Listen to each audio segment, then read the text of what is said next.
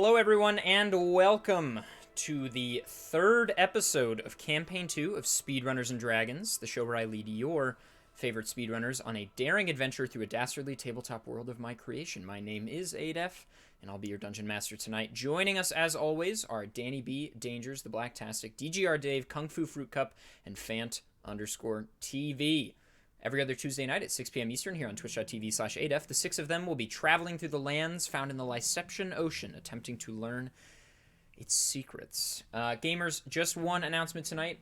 Fu has some things to take care of, so she will be just a little tardy this evening, but she'll be joining us a bit later. But we're starting with the all-boys club. Before that, it'll be the boys' night for a little bit. But let's get into the recap, gamers. All right, players, here you go. This is last time on Speedrunners and Dragons. The party sat with Aurello, the captain of the Golden Razor, and their guide across the Lyception Ocean, as he explained all that he knew of the Brink, a mystical energy which they had all just awoken to. He explained that the Brink's supposed origins, that some people were born Brink-sensitive, and that an even smaller subset of people develop their own Brinks with a capital B, meaning, sort of an ability. These Brinks manifest as abilities specific to each individual. And Aurello went on to describe that not a whole lot is truly known about the Brink, and the gods, on one side, want Brink information suppressed and Brink users killed to centralize their power. And on the other side of the equation, some people who are aware of the Brink that are, mortals, want the same, but because they hate the gods and see the Brink as a manifestation of the gods' power, they also want that information suppressed. So you kind of got like a double-edged sword going on. Nobody wants the Brink to be known about, basically. And Aurello described that in order to activate your Brink, you must be bleeding. Some kind of open wound on the body, no matter the size, could be, a prick from attack or a gash from battle. This allows the Brink energy within you to flow outward, and stating the name of your Brink ability then condenses that outflowing energy into your Brink. Aurello recommended visiting the Mound after making landfall in Soulstroke, an area with a supposedly high natural Brink density. Aurello gave them a sending stone to communicate with him, and set sail back out to the ocean, claiming he did not want to be seen in the kingdom of Soulstroke, and especially not in the capital city of Velerhent, where the party had just arrived. He reminded the party that they needed to seek counsel with Queen Katya I, as well to inform her of the impending doom on the summer solstice, per Veryl's visions. They then saw a carriage hurry down the streets of Velerhent with a flag bearing a strange emblem and a girl inside. The party was turned away at the palace gates attempting to see Katya I, but Elion convinced one of the guards to at least inform Katya I that they had been there. The party found out that Katya I desired the kidnapped girl they had seen to be returned. The party, hopeful that they could gain counsel with Katya I if they returned the girl, set forth. They met up with Elion's mentor, Tiltea, and Tiltea gave the group information on the so-called rebel group, the A.B.Cs they called themselves, and gained them passage to the foot of the Soulstroke Forest on a salt merchant's wagon. Veryl encountered two wise old men from his clan that informed him that their clan had to move to the monasteries in the south as they were ousted from the forest by a group of miscreants. In the forest, Alencia befriended a chipmunk named Chippy Boy, who guided them part of the way to the mound. Chippy Boy also mentioned that the forest spirit hadn't been roaming the woods of late, and thus the forest was unsafe. The party then faced a group of blights, monsters which took the shape of forest objects. They then ran from a massive herd of these blights, which appeared to be in party with some kind of massive creature. At the base of the mound were ancient pillars with what looked to be flames engraved on them. Atop the mound, a man in strange garb, a suit, told them that it was the spirit from a spirit, which was engraved on the stones, not flames. He introduced himself as Stephen, a man from some place called New York City. He said he would tell them more about the Brink, but only after they got rid of the person tailing them. The party turned to see a half-orc paladin had been following them. He introduced himself quite boldly as Calypto of the House of Celeste, and said that he had pledged his might honorably for the gods. The party then took part in their first proper Brink battle, where Jader neared death. They were ultimately saved by Stephen after he used his Brink known as Day Trader. After destroying Calypto, the party did do a lot of work on that battle themselves, by the way. It's just Steven, jumped in at the last moment. Steven told them more about himself and about the Brink itself. Steven explained how he had gone home from work one day and awoke in the Lyception Ocean after a dream of a bright flash of light. He then instructed them to focus on the amount of Brink pouring out of them after that last encounter, and he instructed them to focus on that Brink, connecting them to the mound, and the names and abilities of their own Brinks began to flow into their minds. Welcome to Episode 3 of Campaign 2 of Speedrunners and Dragons.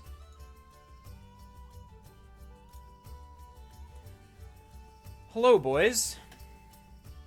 Hello. How's everybody doing? Doing good. Is that a gift sub to my boy and former Speedrunners and Dragons player, Patrick Cullen? Wow. Thank you. It's the least I could do for his legs. Bobby with the, rest in peace. Rest in peace, the legs, specifically.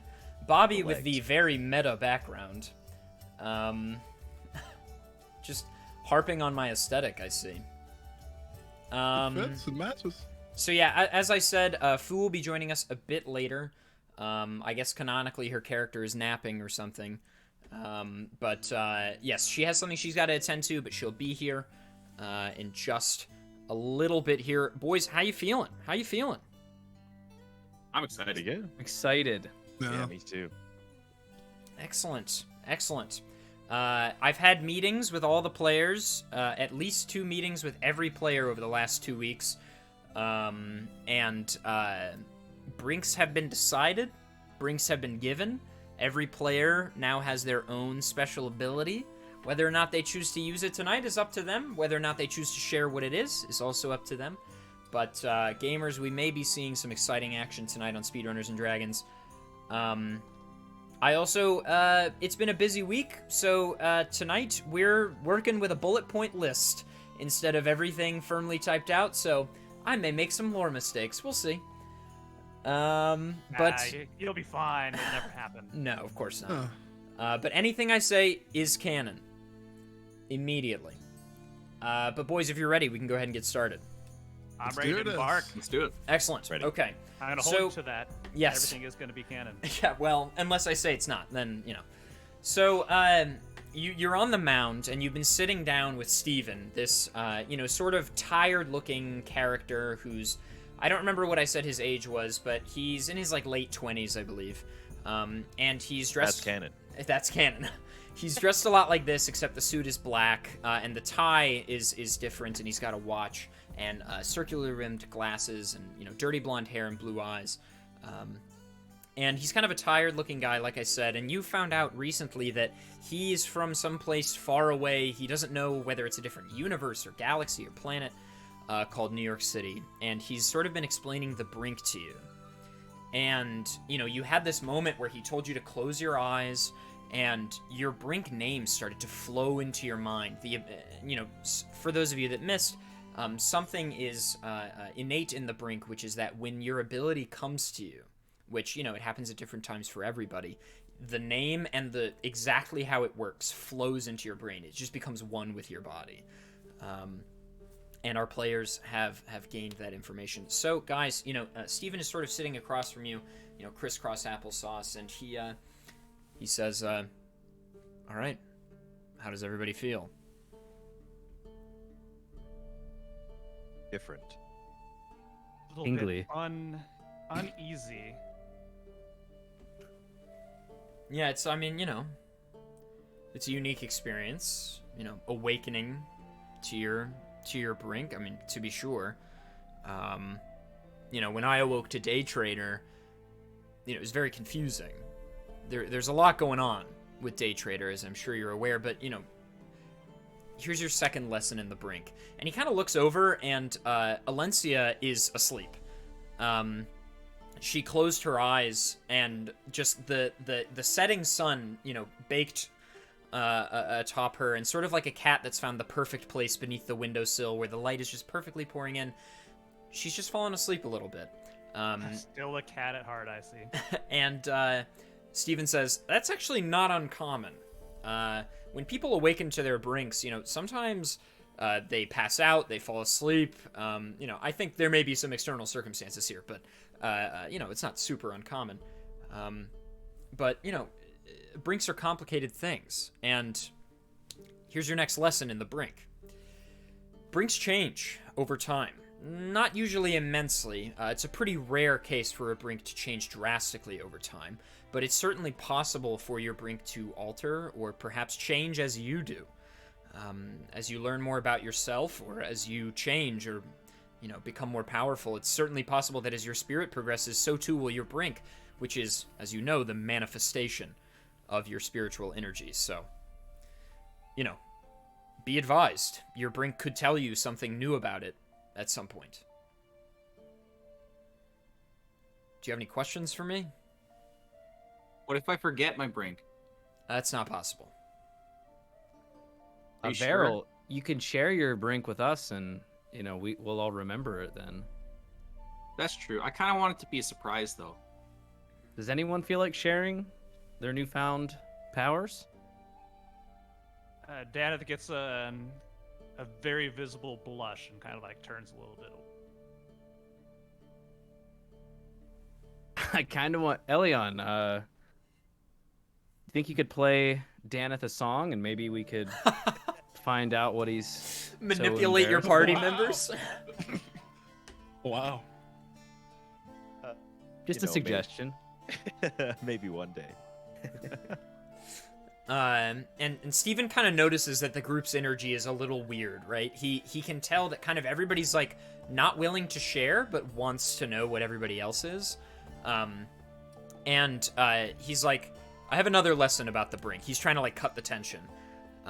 He says, that last battle we were just in, a few things. First of all, before we even talk about the brink, I think it's worth mentioning, he said, when he came in, I don't know if you remember this, he said that Imprelius was the chiefest of the gods, which is not true. I think that's probably the god he and his house specifically served, but the chief of the gods is definitely Eurelian, not Imprelius. And Eurelian... Look, all the gods are supposed to have crazy brinks. I've never seen them, I've never met any of them. God willing, that will never happen. But they're supposed to, they're so intertwined with brink energy. They're not to be screwed with. Oh, you know? Yeah, we met the fire lady. Chimoth? Yeah, that was her name. And you lived? Yeah, I think she let us live, because we were interesting. You should probably let you live because she sensed wants... the brink inside us. Right, that's exactly what I was going to say. I think she sensed the brink. And, as you know, the gods aren't super keen on brink being around. And they kind of look to just obliterate anyone that has it. And I think a big part of that is their assassins, who are all brink sensitive. Because they don't really like to deal with stuff on their own. But if you ever do cross one, I suggest maybe just running. But anyway, about that brink battle, you're probably curious why when I used Day Trader it didn't kill Jader. Because Yes. Jader and that guy, whatever his name was, the two of them were connected. There are lots of different kinds of brinks, but many of them kind of fall into specific categories, right? That's kind of what I've found in my research and my various brink encounters. There's sort of brinks that are meant for one-on-one, or brinks that draw out one-on-one encounters. Serendipitous Coincidence, the one used against you just moments ago, certainly is like that. It's a very one-on-one, or at least draws out a one-on-one type encounter. Day Trader's pretty similar in that regard. But there are also brinks that are more all-encompassing, that are more used for large-style encounters. And then there's sort of just like the special ones that do, who knows. And there's no rhyme or reason to who gets what, it doesn't seem. But with Serendipitous Coincidence, when Jader and that man were linked, I was fairly certain that the transfer of brink energy would not be the same as physical contact, which is what was harming Jader. So I was pretty sure that it would be fine. I was like 90% sure that it would be fine. Wait, you weren't 100% sure? Well, I mean, like, ultimately, what choice did I have, right? I guess So that's there was fair. a chance that Jader could have exploded?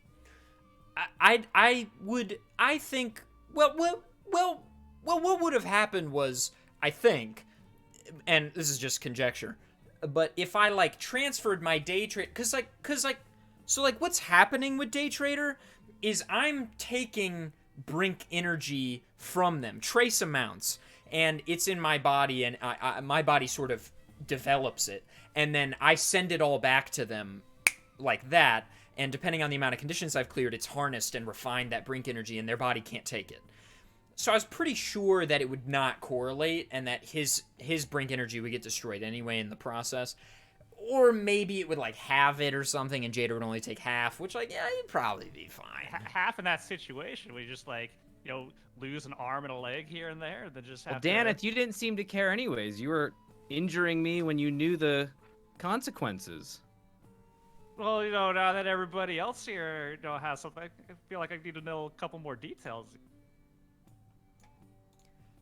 Well, It's like, no, I'm not so concerned about my enemies so much as, you know, some people sitting right here in front of me right now.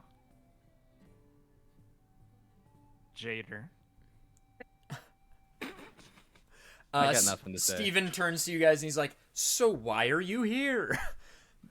Besides wanting to learn about the Brink, what's going on? Because the six of you don't really seem like six people that would, like, typically be with each other or, like, typically be on a quest. Our very blunt friend had a dream, and that's why we're here. A vision, Yeah, you might say. I had a dream. Okay. And, Something you know, bad's gonna happen on the solstice. On the solstice. With regards to what? I think you guys can explain it better. Everybody seems to think it's weird when I say it. the total and absolute destruction of everything we hold dear. Oh, okay. Great. Does this have anything to do with Brink energy? Because I assume that's why you're here. Well, no, an acquaintance of ours, Rello, sent us over here thinking, you know, we need to better our tool set to take on what horrible foes surely await us in the near future. And those would be the gods. Okay, great. Well, if there's supposed to be utter destruction on the summer solstice, which I believe is Offering Day, my running theory, now, people don't think this is true, but my running theory is that the offerings are... The gods are trying to use the offerings to cultivate Brink energy somehow. That's my theory. Most people are pretty sure that they're just eating them, which I think is probably more likely. But I personally am of the opinion that there's some kind of Brink, you know, something going on, because the gods are, you know, the Brink. Yeah, anyway. So, I'm thinking, 2 birds, 1 stone. Big Brink event on the summer solstice gets me back to NYC. That's what I'm thinking. So, I'd like to be privy to this situation, and I'll help any way I can, but I'd like to know when and where the big event is taking place, because it was some kind of big Brink explosion that got me here in the first place, right? So if that's going to happen again, I'd like to be there. Well, probably at the God's Wall. Okay, that's great information. Excellent. I'll be there. That's great. Wow. It's the first time I've smiled in a while. That's great. Go home. Seem very happy about the destruction of the entire world. Well, no. You know, ideally, when I say 2 birds, 1 stone, I mean, you know, maybe the Brink thing might still happen, but, like, you guys stop it last second, but just enough comes out so that I can go home. Thoughts? What's your primary goal here? Is just saving Go the world home. just completely secondary? And, Go like, home. you know, how can we be certain that, you know, when the opportunity arises, see a portal to your New York, whatever you call it, and then just leave us to deal with the baggage behind? Okay. Well, I can't convince you that I'm not gonna leave, but you have my word that I will do everything I can until I leave to help you. I'm gonna consult the party here. What do you guys think? Seems good. I mean, he saved my life. What else is he gonna do? What do you mean? Like, he's not gonna hurt us, is he? Doesn't no, seem like no, that kind of guy. none of you are getting that read. Yeah. The read you get on this guy is that he is trustworthy. He's just, his motives don't exactly align with yours. But he's not, dangers. Roll a perception check, actually. First roll of the day, baby. First roll of the day, baby. First roll. Let's go. Actually, That make it an insight. Well, what's the one that has to do with? Yeah, insight. Let's do insight. Insight plus 2 is 12. Okay. You kind of get the read that like he may be embellishing a little bit, and it's likely that he's just gonna help you. But if push comes to shove, he'll probably bail. If it really is down to it, and it looks like the world is beyond help. Well, it sounds like better than nothing. I suppose doesn't seem to be too many downsides here. If he bails early, at least we have him for a little bit. And he asks, what does he ask, Ness? Let's consult the bullet points. Okay. He says, all right, look, do you guys have other business here on Solstroke? Because if not, we can just hit the road and go to the next high energy brink area and start scouting it out, because I figure those are probably the locations where we're going to garner information about this thing. You're supposed to talk to Katia. The Queen? Yeah. How? Seems to be that her daughter may or may not be in danger. She was kidnapped. Katya doesn't have any children. At least not that I know of. Well, I saw some girl in that carriage. Someone's been kidnapped? It was someone of interest, yeah. We were Okay. given. We were told if we can save who I thought assumed was the daughter, that we can have anything we want from the Queen, and we've requested counsel with the Queen. Okay.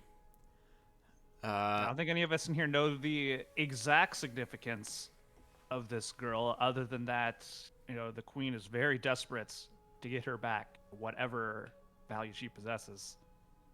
Okay. Look. I'll be frank. I kind of want to get into this business with the Brink. And you want to meet with Katya the first. Why? We figured it'd be good if the Queen knew about the world exploding. Oh, that's fair. That's fair. That's fair. That's fair. Okay, well, look, let's split up. I'm gonna go to the high energy Brink areas. I'm gonna start in Releron. And I'll start scouting. I'm sure we'll cross paths again. And I'll let you guys know what I find out. I guess, well, where was this girl taken? Solepsis? Okay, then I'm gonna avoid that. I think I'll circumvent town I'll just circumvent around the north of town, and then I'll go to City of Tides probably and catch a boat from there. Do you have a talking rock you can give us? The Excuse last me? guy did. No, my phone's out of battery. Oh, okay. What about a rock, though? No. Rocks don't take batteries. What do I look It's like, battery. a Flintstone? Okay. A what? It is not worth explaining the cultural significance of the Flintstones. He says, oh, by the way, if you do encounter any Brink users and whose Brink seems to have something to do with electricity, it's like lightning, but like maybe it's like powering something. Contact me somehow, because I would love to just listen to the music on my iPod. Ideally, I'm obviously not going to get any service, but I can look at photos and like read, listen to things on I have my headphones. Oh, when I got transported, all the stuff that was with me got transported, and I just conked out that night. My phone was in my pocket. I had my briefcase. That's how I had the Advil and Is everything. this guy still speaking English? Yeah, you does guys anyone know what he's talking understand about? Yeah, what the I understood music. But Okay, that's... if you encounter a Brink user that shoots lightning or anything like that, contact me. Okay? With what? You didn't give us a talking rock.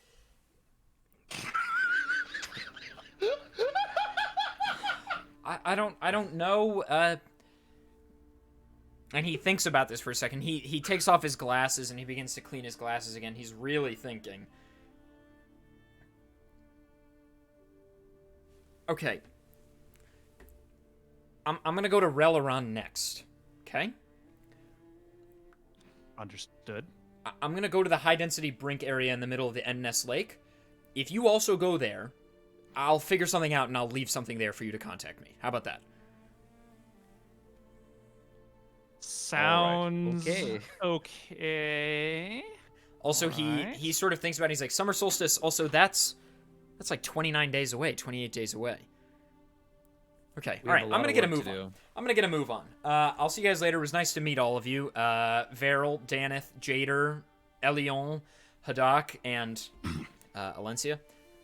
And he just like steps over Alencia and is like, all right, guys, don't die. And then he walks away.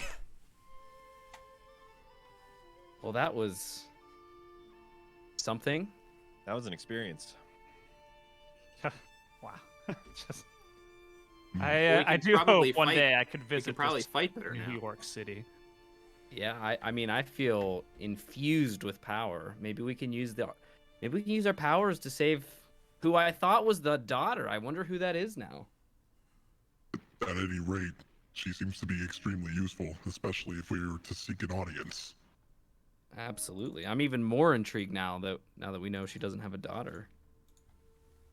Shall we go? Yeah, sure. So, if you wish to travel to Solepsis, it's due east of the mound. And We have to get through go through the forest again to get there. no, just like straggling trees. Those are just aesthetic trees on the map to give the land a little bit of texture. They signify that there's a tree here and there, but no. Also, Seems pretty night. safe. It is almost dusk, so night is not far behind. Well, so we may get back to town before or just after nightfall, basically. So it shouldn't be too much of it. I say, yeah, we can head east. Gonna move on. I'm not sure if there's anything that caught anybody else's eye elsewhere around here, other than I'm the thinking mound. the use of darkness might help us be a little more discreet and get the girl undiscovered. Could be. Um, I'm okay moving out. Should we wake her up? I will not RP a character because I feel that opens a whole can of worms. Because if I make Doc. decisions they wouldn't make. But you can carry her, or canonically, we can say she wakes up and just doesn't want to talk to you. I can't say I blame her. I think carrying might be the easiest option. Yeah, I'm gonna say Hadak, Alicia, like she looks completely. I don't think she's gonna be waking up anytime soon. Would you, being a person of stature, be okay, giving Alicia a lift until she's feeling better? It's gonna slowly pick her up. I'm pretty sure there's like something like a sack or something I can Combine the little hammock or the sack. little pouch. There you go. So half orcs have this pouch, right? Like a Oh, a kangaroo? pouch. Yeah, precisely. Just canon. This is not canon. Okay, just was making sure. Wow, without Fu, we are a mess. somehow removing one person from the mix, we are all over the place. All right, I'm doing the one arm like mom method then. Okay, of okay. carrying her then. It's very easy. She's very light. Oh. And in the interest of time, we'll say you make it to the edge of Solepsis pretty much no problem, and because you do. And night has begun to fall, and the sun is just cresting below the tree line, over the the horizon, and the moon takes hold. So you're sort of, as you approach, Solepsis is a small. It's a village. It's not tiny, but it's not large either. It's sort of the agricultural seat of Solstroke. It's where trade comes in and out for specifically local farmers and local farms, and then that sort of routes north to Velerhent. And so, and there are also lots of farms that are sort of sharecropped around Solepsis, directly outside the city limits. So you're sort of crossing these like farms for various things: soy, vegetables, fruits, cabbage, etc. That you are, sort of weaving in and out. And then when you make it to the village proper, you see the same flag that had been flying on that wagon is flying like all over the place. And you can see that the emblem now, having seen the statues at the base of the mound with the spirit on it, it looks to be that spirit that's being cut in half by the arrow on the emblem. And those flags are sort of waving gently in the wind. And there are guards posted up. And they're all wearing this sort of similar leather armor with like metal studs. And they're sort of, just patrolling the place with torchlight. Is this You think in if like we an tell them- entirely? Oh, sorry. Is this Go like ahead. an entirely separate area, like exclusively to this organization, whatever it is? It It's looks like the town proper has been taken over. town. Okay. Beryl, what were you going to say? Oh, do you think if we just tell them that the gods are gonna destroy the world, that they'll give us the girl back? I don't think it's I don't gonna think be so, that Beryl. easy. I don't think that's a good idea. Maybe we should try. Maybe you should try. I'm pointing to Elian. You think I have that swaying power, huh? Well, you did it the last time. Ah, I did back in Velerhent, didn't I? Well, what do you guys think? Does maybe one of us have a brink power that could help? Ooh. Now we're thinking. Now we're thinking like Now brinkers. we're brinking. Now we're brinking, Now we're baby. brinking. I'm thinking brinking. Sounds like a donut shop or something. Everybody runs on brinking. Everybody runs on brinking. The tri-state area, at least. That much we know. Yeah, I I'm offhand, I don't think. Well, Elion's might be good. I don't think. And then he thought. I think none of the other ones. Well, Verril's could be good too. I'm But just yeah, throwing it out there. Elion's definitely, in my opinion, as adef. Listen, if you're scared to show your brink, I will show mine at some point. Oh, you'll And then show you me can- yours if I show you mine. Yes, that's what I'm thinking. Oh, That's gonna be an uwu from me, dog. that is gonna be, yeah. That's what I was thinking. Let's get some adef iwis in the chat, please. Oh, good. The atmosphere music has started. That's perfect for sneaking. That's the perfect Excellent, nighttime excellent. village music. Daneth, you're pretty short. You might be able to sneak in. Ah,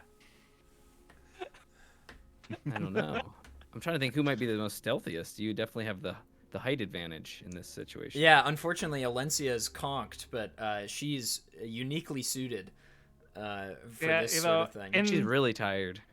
In the absence of Valencia, I hate to admit it, but I think Shader is right. Well, I do have a little bit of a trick up my sleeve to maybe make this a little bit easier for you, if you would be willing. Oh. We all know Daneth's your biggest fan. I'm sure he's interested.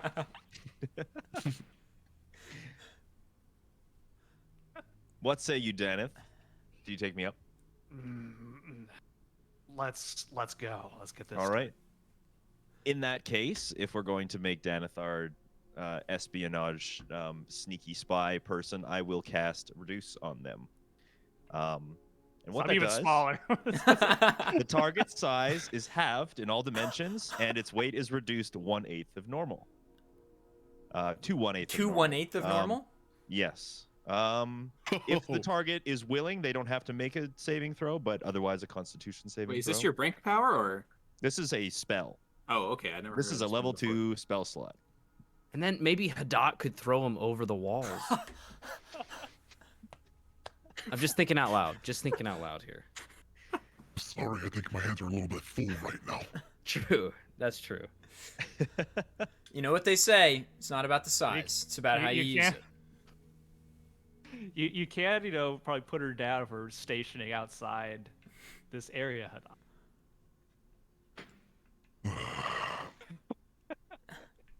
Is Daneth into this throwing business? I mean, Daneth has the chance to save the day and look cool while doing it, potentially. He's gonna do the just triple soaring somersault. through the air. Like this is an opportunity. No one's gonna be able to see. You're too tiny. Where does Hadak want to chuck him? Hadak, roll perception. All right. Where is mine? 14. You kind of gather that the town has a sort of like parabolic shape to its civil structure. Like the houses sort of line up to something. You can't really see what is at the edge of town. You gather probably a mayoral residence or a bank or something like that, or maybe like the center of trade or whatever past the town square. But you think that you could probably toss Tiny Daneth up onto a thatched roof, and the alleys are pretty thin in this town. It's a really dense town to try to maximize farming area. So you think you can toss him up onto a thatched roof, and even Daneth in his tiny size can probably hop roof to roof. Okay. All right, Hadak, hurry up and toss me. All right. Just Well, this then tiny little dwarf with- like, with the dwarf balled in his fists. So how He's big gonna how strike. big are you right now? He's half his normal size. How tall are you, Daneth? This is about 2.5 feet tall. He's bald in my Or fist. no, wait, hang on. I had this written down. More importantly, how heavy are you? He's 1/8 his original weight, which is probably like what, with armor and everything, like 200 pounds or something more. I'm 2 feet 5 inches, and my weight is now, let's see, about 25 pounds. Okay. Like a shot put. Yeah. Basically, All right. Hadak's played a little discus back in his day, and so we'll be fine. Oh, they have track and field. They have track and field in Lyceptia. I didn't know that. There you go. You know, where canon. Steve's going in Relevant. That's canon. That's canon. This is the first. I've been reminded by the chat room. This is the first casting, it seems, of campaign 2. In We campaign finally 1, got to casting. Let's anytime go. somebody was thrown or tossed, it was they casted themselves. So cast Daneth. Roll athletics. I'm going to cast Danik straight to the. I rolled the athletics. Yes, Or- both of you must. Yeah. Okay. I hope this Daneth. fails. Yeah. Just both roll athletics. That works. Okay, 19. Okay. All right, got my dice up. And not quite. I got a 19 plus 3, 22. Okay. All 22 right. athletics. So, Hadak sort of, lines up, does the spin, and then pops off the pivot leg, and puts. What? He puts Daneth. Who rotates, in the air and lands like this, like arms splayed, atop one of the thatched roofs. No problem. It looks very clap. cool. You can't help but think it looks cool. Yeah. So we can kind of split up here if you'd like. I can sort of guide Daneth, and then if the rest of you want to do something, we can jump back and forth. It's up to you.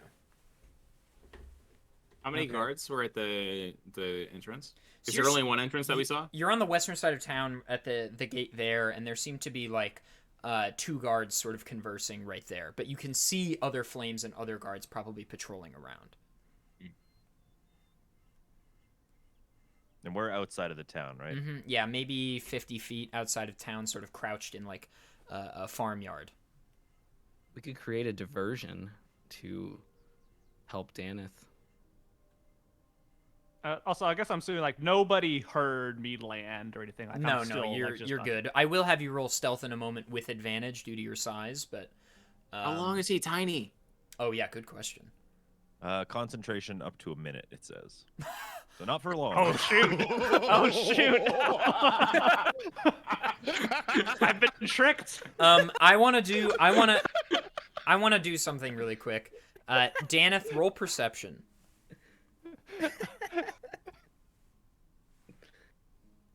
Oh, this All right, gets better and better. I love it already. All right, I got a 17 on perception. Okay, you can see now that there is sort of like a main city hall type building with a light on the second floor, which is the top floor, and you can kind of see that there's somebody working in there. Okay. And that sort of seems to like that draws your eye. We did something in campaign 1 that was like probably my favorite thing, which was I left for a bit, and the players came up with basically what they wanted to have happen in the sort of they were infiltrating a bank. The heist. The heist. Heist is good. Stakeout. Stakeout? Stakeout. Takeout. Good times. Good times were had. And so I'm gonna leave for a bit. A, because I really have to go to the bathroom, and B, because I just talk amongst yourselves, come up with a kind of plan of action here, and then when I return, I'll wait to put my headset on until you give me the okay, and then we'll do it. Okay. Okay. All right, and we'll assume that this took place just before Daneth was thrown on the roof for all intents and purposes. Cool. All right. What Yeah. time is it right now? Is it full nighttime? Yeah, I think it's full nighttime. Full nighttime o'clock? Okay, good. Yeah, it's night. It's night. Good. Okay, great. Good. All right. Good. All right. So I guess just really quick. So Dan does have the 60-foot dark vision as well. I'm not sure if anybody else has it, but that's like also nice for this situation of setting me up. So that makes sense. Why me already being small gets chucked up there. So I guess we know the lights at the end may potentially be where she is being kept, perhaps. So I guess like me being up there, like what information would like I need to get or provide? Like maybe monitor guard patterns or something up there, because I'm sure everybody's patrolling. It's like I could use that time up on top, like even if I go big in a minute, the roof should still hold me. Like I can see where the guards are. I could do like hand signals or some other type of signal or something saying here's where guards are, and just like guide everybody else through. Or I'm just throwing out ideas. I have pass without trace, which means that we all get a +10 to stealth for an hour. Oh wow. And no one can track us except by magic, and no one leaves any traces as they move. Okay. So that's pretty strong. That'll be helpful, yeah. So we could assume that went on B before we went up, I guess. Or we could say like, "Oh, you forgot to." And I'll just Knowing jump out Barrel? and Is it drive. a proximity thing? Within 30 feet. Yeah, so it doesn't Okay, work on yeah. you, Deneth, but But maybe be on the roof, like they wouldn't tell. very small. What's our thoughts on like a diversion or something, or approaching the guards? Like, how do we want to? What do you think our party minus Daneth should be? Our next step should be. I think Who a are we- really. Like, who I are think we the most sending over? believable. Go ahead. Oh, that was all. Who are we sending over? I was gonna say like who are we gonna have like sneak in? Because like, it's pretty unsettling having like a half orc kind of like go berserk and like say like you folks are like extremely like trying to like fend off. You know what I'm saying? Mm-hmm. He's loud.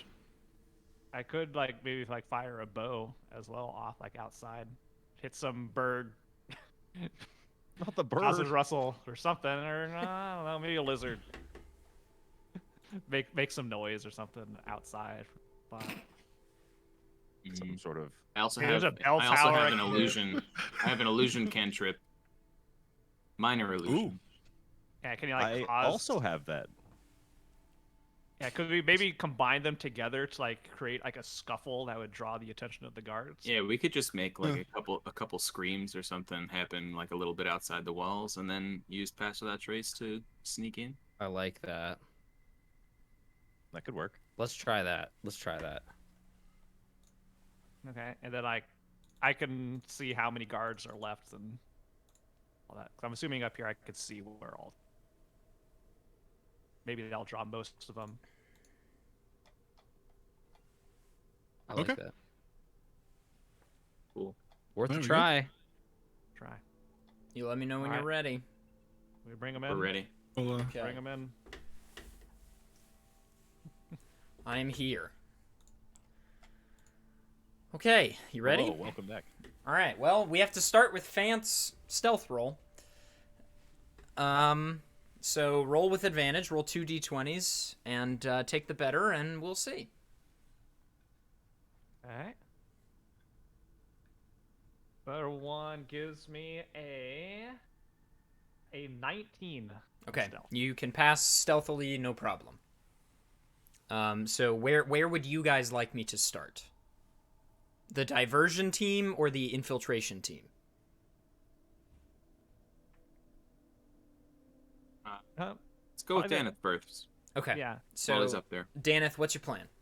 So I want to get a layout of how many guards are in the area. Like I'm looking around, I got like dark vision. Mhm. I can see pretty clearly up there. So I want to see, what our situation is, and it's like when we do the diversion, can we be certain like what's left and they're waiting for us? So I will say you can't see this until you're up on the roof. You know that, right? I guess true. Yeah. So you're up on the roof, and you can see maybe 10 guards currently patrolling the various streets. There's the two at the west gate, there's 2 at the east gate, and then there are sort of just 6 that are, sort of patrolling in a sort of circuit, north and south through the town. Okay. So I'm going to not advance too far ahead of the party, because being up there I can like at least warn somebody, like come down and warn if like guards are approaching. So I'm gonna like just stay on the roof I'm currently at, and then we'll see how the diversion team handles it here. Okay. Sneeze. Diversion team. that's it. Thank you. Diversion team. It's all you, baby. And obviously you don't know what Fant has just learned. What Daneth has just learned, but it's all you. Yep. All right. Let's get as close to the wall as we can. Hey. So we're gonna approach the. Does the town have an outer wall? or is No, it, it's more just like the backs of the houses and marketplaces and things. But it is, Okay. Sort of a wall in that it's just like tiny alleyway slits as opposed to the main gates. Gotcha. Oh, so we could just slip right in between houses from the outside. Like we don't have to go through where the guards are guarding. Yeah, once you get to the far north edge of town, though, you can kind of see, like, the houses become adjoined, like apartment buildings, almost, in that regard. So I guess we'll go as far as we can until we encounter a situation that's impassable. So I'm gonna cast Pass Without Trace on the party. Okay. And everybody gets a +10 bonus to stealth for the next hour, as long as you stay within 30 feet of me. And we can't be tracked except by magic, and no one leaves any tracks or traces as they move. For all intents and purposes, we'll say Hadok's roll applies to L. Okay. Oh, should we all roll stealth then? Yes, please. If your goal is to stealthily walk the line, then yeah. Nat 20. Let's go. Let's go, baby! 19. 19, what was yours, Dangers? And this, we had 10, you said? Yeah. Oh shit. Yeah, that's right. I forgot to add my own modifier too. But yes, add 10 to whatever your roll is plus your modifier as well. Okay, 24 total. 24 Haddock? for me as well. Yeah, the 23. Daneth? Oh, you're Already did, yeah. and Jader's got like 30 or more. Yeah, 32. Nice. All right, you couldn't be Suck caught. on that, Daneth. You couldn't be caught even if you wanted to. Great. You're easy breezy, beautiful cover girl. Look at me. Look at me. Who would have thought? Who would have thought? All right. So we're heading in between the alleys as far as we can go, until we encounter a situation that doesn't seem passable even with stealth. Okay. You're able to make it to maybe 100 feet shy of the main building that sort of looks like what Daneth might be approaching. And now you can kind of see it peeking over some of the buildings. It has a steeple, so it's pretty visible. And it's also one of the only buildings that's made purely of like stone and brickwork, as opposed to the other ones which appear to be sort of like a hodgepodge of masonry and like just mud and things like that, and thatched roofs. This is like proper tile, stonework, etc. And you're at that alleyway. I whisper to Elion, "Is it time to do the thing?" It's time to do the thing, my friend. From where? I ask him, like, where are we centering the illusion? Best we set it up behind ourselves so that we can advance forward. Do you agree? Is there like a main street that we can see that leads to the building? Yeah, it's directly on the other side of the alley you're currently next to. Okay, so maybe we try to center it like across the street in maybe like an alley that's a little bit down away from the building. How far can we go? Oh, 30 only feet. 30 feet. Is there another alley within like 30 feet or so? If we like approach to the mouth of our alley? So you wanna hit another alley, within 30 feet of you? Yeah, is there another alley entrance like Yeah. within 30 feet or so? Yeah, Okay. like 30 feet. Sure. Yeah. Okay. Cool. So yeah, I'm gonna cast Minor Illusion, centering at like in some other alley that's not ours. Do you have to be able to see the spot you're casting to? Within range, it says. I feel like you probably have to be able to see it.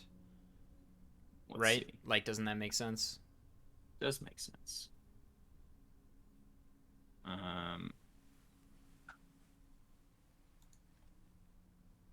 Let me look up exactly what it says if you want to know.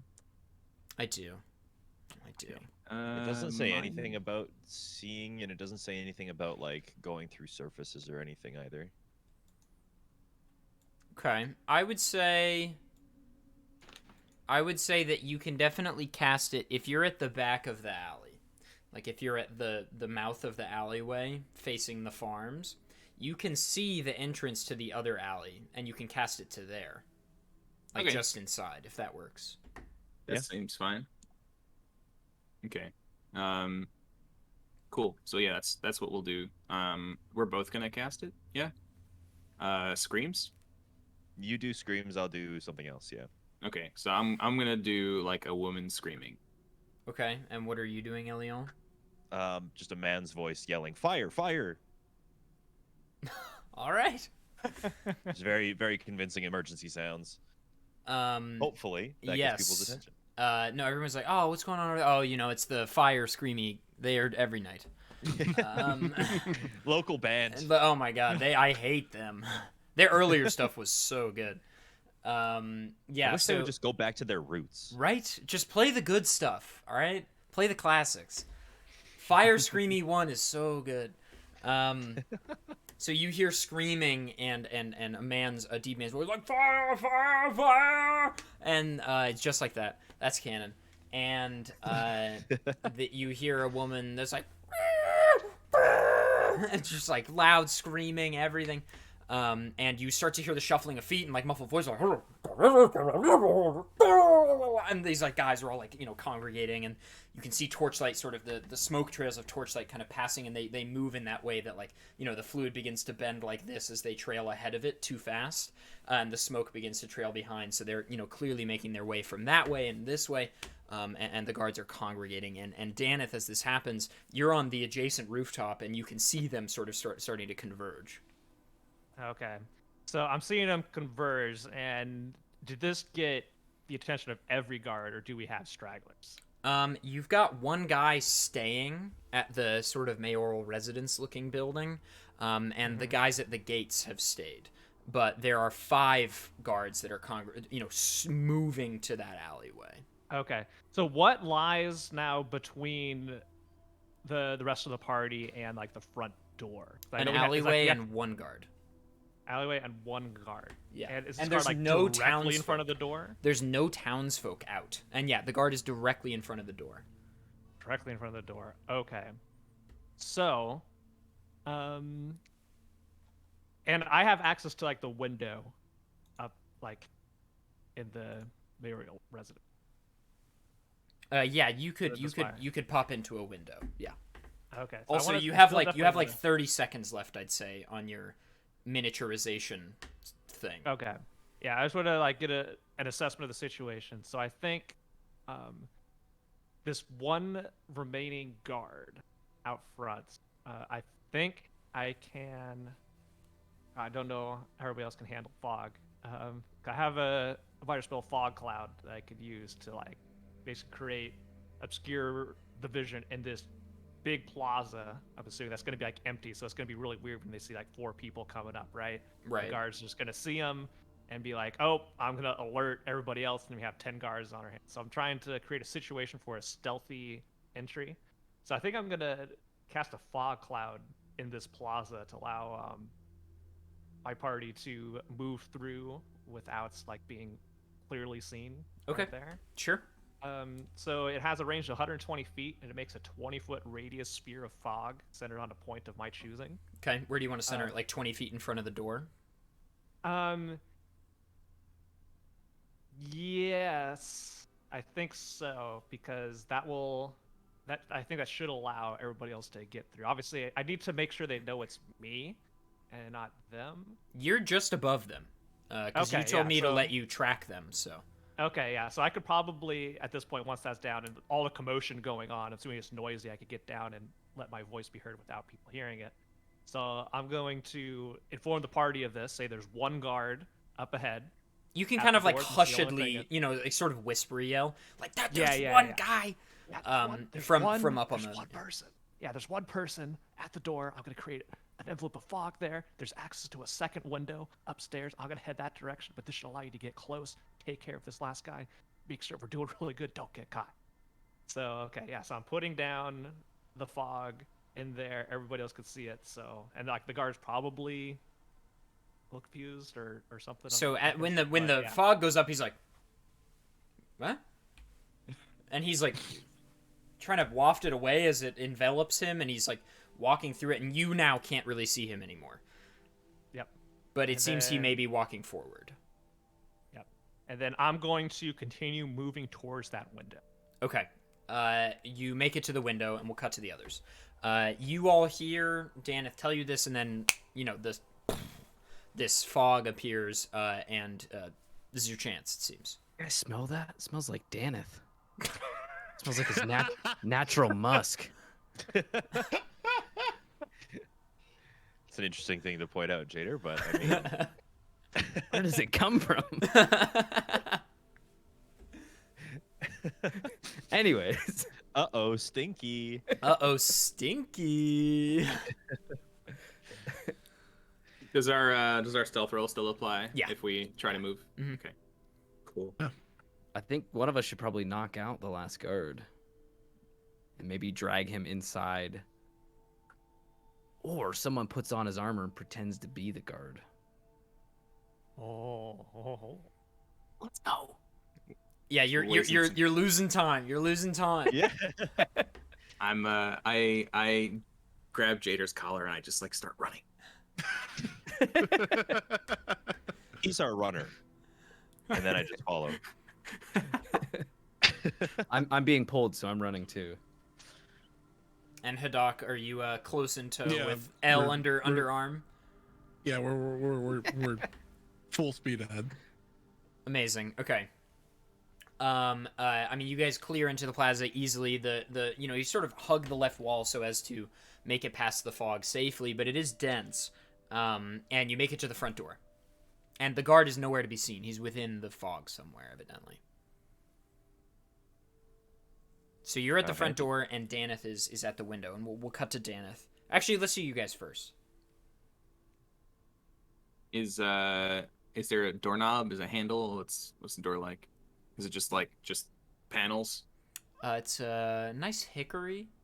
Okay, good. And, Does it smell good? Oh, it smells great. That's good. No, it's just a doorknob. Okay. Everybody smell anything in my musk. It's a double door, both with doorknobs, both open in. It's Is it really unlocked? it's against fire code completely. Is it unlocked? It is unlocked. Let's go in. Should we kick the door open like true action movie style? Or should we keep our stealth? That's up to you, Jader. Jader, I'm not leading. You I'm can not make leading the this way. decision. Veryl's leading the pack here. All right, Veryl, what you doing?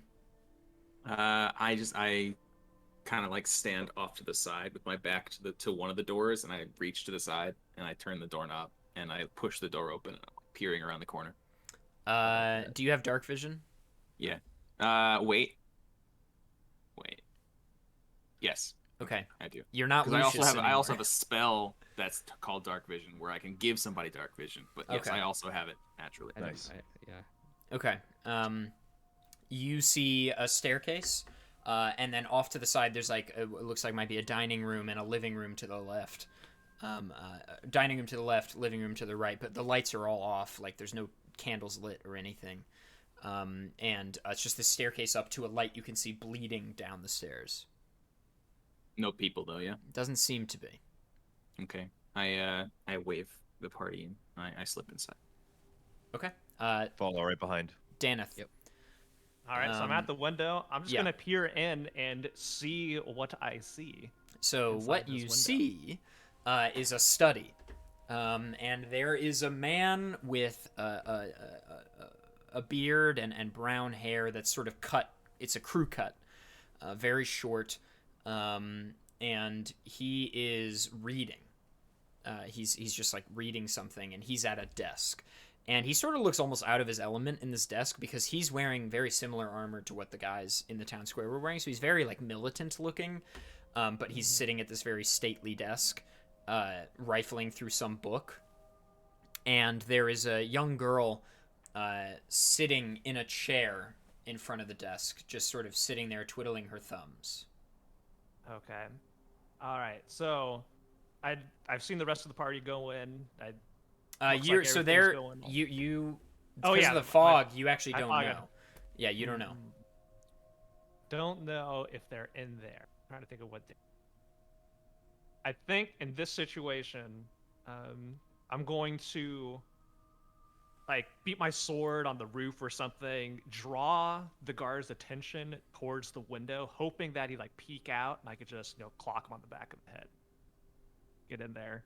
Okay. Pretty easily, The so- window is shut. The window is shut. This window on the side. But is it locked? Yes. And there's no way to open this window. I mean, force.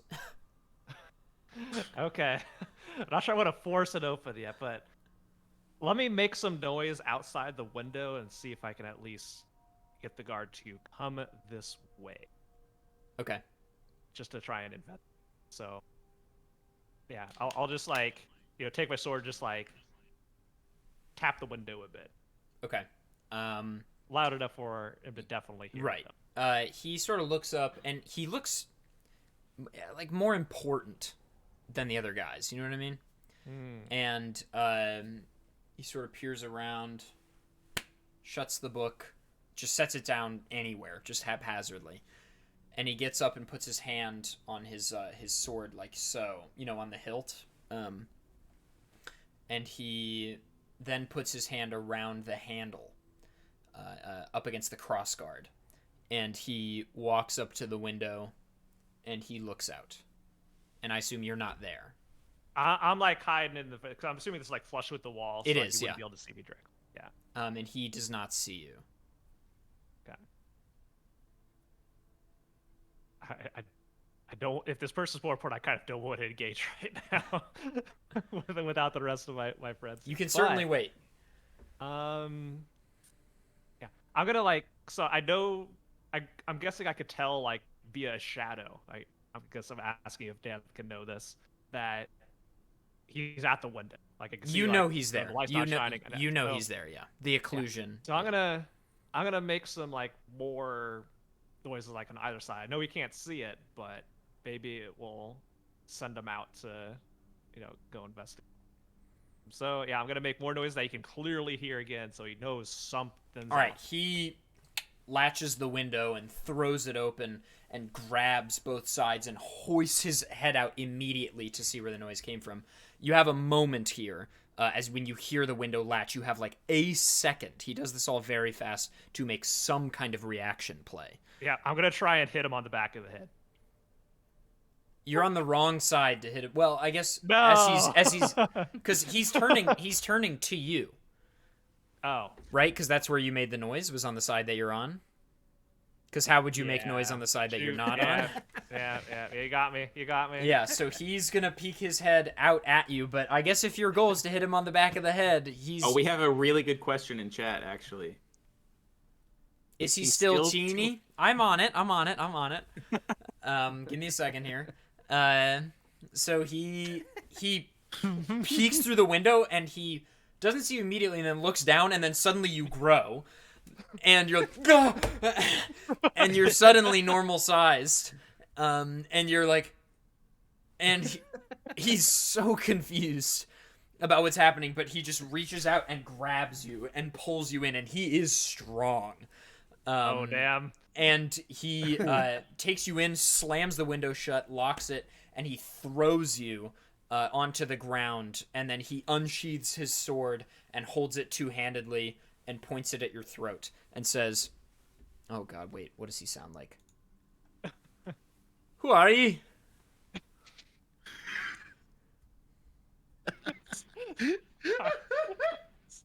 This whole situation. I was gonna use my. "You been My outside the time. window? That's not gonna work for me, mate. Come on, mate." It's like, I have you right where I want you.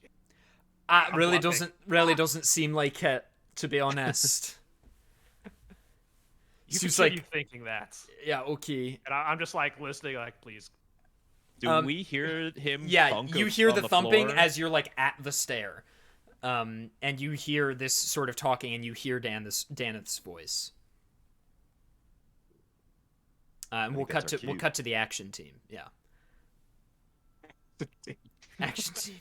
Go action team. Well, I suppose we should go upstairs. Just throwing Yeah. that out there. That's our Quietly, cue. we should go upstairs.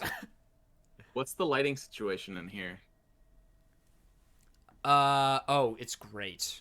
I don't know why, but specifically for Danny's questions tonight, I'm just not having it. I don't know. Even though they're perfectly normal Fantastic. questions. It's great. There's a candelabra. It's Beautiful bright. crystal chandelier. Yeah, it's brightly lit on the top floor. Okay. And it's just the study. Like, that's the only part of the top floor. It's like, as the roof closes in, so too does this, like, angularly shaped room. Okay. Can we get close enough to see the person speaking before he notices us? He's turned towards this. I mean, you don't know. You can't see, because the way the stairs go up, and then you're at a wall, and you would have to turn to the right again around the banister, and then you'd be facing where you suppose the rest of the room is, which is see. where Daneth and the guy are. Gotcha. Okay. Can we do that stealthily still? Since he's like kind of occupied. You certainly can try. I mean, you don't really know what's going on. You have not seen. Yeah. I'll say at this point, like, I'm probably talking loudly. Right. to No, try they and hear obscure you. They hear anything, you. So, yeah. Danny, you're leading we the still pack. have- You can definitely go up the stairs. We still Okay. have pass without trace too, right? Yeah, we do. It can last for an hour. Pass without a trace active. Lead the party up the stairs. See if we can get a read on the situation without being noticed. You stop just at the top because you turn around and get a glimpse. You sort of duck down a little bit. You can see this like big guy. He's 6'1", 6'2", human male. Crew cut brown hair with a beard. That's tightly shaven to his face, but a little scruff. And he's got this big blade, huge longsword, pointed at Daneth, and Daneth is clearly in a little bit of distress. Okay. How far away is he? 10 feet. Okay. I'm gonna do the thing. The other thing. Wait. Wait, All right. wait, hang on. Do we want Fu is ready? Oh, do all we right. want to bring her in before the thing? Yeah, let's do Okay. it. So, We're gonna cut to a very quick break, gamers. Don't go anywhere. Edge of your seat right now. We're about to see our first player Brink, I think. go. So I'm gonna mute everything, throw to a splash screen, and then it's just gonna take me a second to set everybody up and get Fu in here. But we'll be right back in just a second. I'm gonna go pee.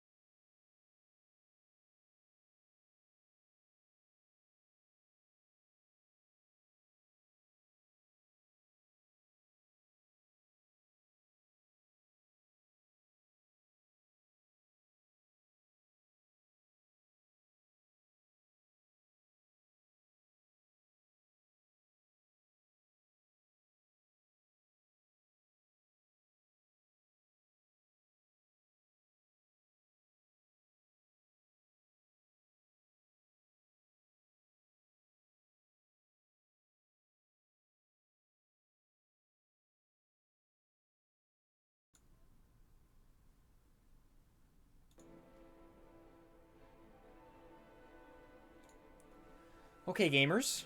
I'm here, just me for a second, just to say that in a second we'll cut back to the show. But if you're just joining us, this is of course Speedrunners and Dragons Campaign 2, Episode 3. If you're not familiar with Speedrunners and Dragons, !S_D in the chat at any time will give you a lot of information. YouTube.com/SpeedrunnersDragons is our YouTube. If you're currently there watching on YouTube, thank you so much. We're very thankful for the people on YouTube that dedicate tons of hours to watching our stuff. If you enjoy, please subscribe and hit that bell and like the video. It truly helps. But we're going to jump back in here with Fu. We're full party now. Welcome Fu back. And we're back. We're back. Hi. No. Sorry I wasn't here before. Your character was asleep. You're all good. You're just chilling. Yeah, Little cat nap. Really deep nap. Sometimes cats just sleep and it's hard to wake them up. It's true. I don't know. But everybody say hello to Fu. We're all met now. And Fu, sort of also canonically, because it's canon, is your character. It was sort of also almost like a Brink-induced sleep. It was half the sun hitting you as the sun was sort of setting and just very cozy as you close your eyes as Steven spoke about the Brink energy. And half of it was sort of like, as the Brink sort of flowed into your mind, it was kind of overwhelming. Yeah. And because you were already kind of as a proclivity for sleep, it just kind of happened. But I've been like... you feel very well rested. For everybody else... leveled up, but I don't think long rested or anything. But Fu, you specifically can have a long rest. Okay. So you have all of your health back, and spell slots. Perfect. Okay. And we join as Veral. Also, all the people are now shifted on the screen, so I'm looking for Danny in the top right, but he's somewhere else for me now. Veral was about to, I think, show our first player Brink of the night. And Danny, a reminder, metaing a little bit, you don't have to say exactly what's happening if you don't want to, because I do know what's happening. Yeah. But you will describe sort of what's going on. Okay. Okay. As far as usage is concerned, I don't have to. It can just be silence and it happens in game. You have to say the name of the Brink out loud. Loudly? Just at all. Okay, so I can just like whisper it under my breath. Yeah, I think for yours specifically, that's fine. The idea is that, like, if you're in battle, you would announce it. But in stealth situations, yeah, sure. Okay, cool. Well, one of my fingernails is a little bit sharp. They're all kind of jagged and shit. So I just kind of, I just sort of draw some blood in the palm of my hand by making a fist. And I whisper, "Liberation of Shadow." And those of you who are paying very close attention to the floor, if any of you are, will notice my shadow detach from my feet and slowly slither along the floor to the big guy in the room who is facing Daneth. It creeps up the stairs. I was doing a little hula dance there for a second. It creeps up the stairs and then rounds the banister and slithers over to him. And the shadow is going to reach out its arms. Reach out and touch. Reach for not the man, but the man's shadow on the floor. And in a lightning fast flash, he's gonna just grab hold of the guy. I'm gonna roll with disadvantage, Danny. Okay, sure. He has to make a wisdom saving throw against 13. Oh no, did I delete his character sheet from... Alright, I gotta pull it up. Hang on. Please still exists. That's a really cool Brink so far. Okay. Daneth approves. You're in luck. This guy's not very smart. At least wisdom-wise. Oh, the first one was a 19, so let's hope that the second one is bad. He got a 2, so it's a 1. Oh, perfect. Nice. Okay, cool. So this guy is now grappled. Because, well, his shadow is grappled, and so is he. He instantly... And he's, like, crunched in, and he doesn't know why, and he drops his sword. and it falls at Danith's feet. And Danith, you have no idea what is going on. Yeah, I don't have any idea of what's going on, but can I presume or guess? Yeah, your that party is something- probably doing Yeah. something. I guess my party is so I just smirk a little bit and I get up and I dust off and it's like I said, I did exactly what I wanted you to. And he's like, I don't. What's going on? And what is grappling exactly? He like can't move, correct? He cannot move. Yeah. Do you have it? Nope. Okay, I'll bring it up.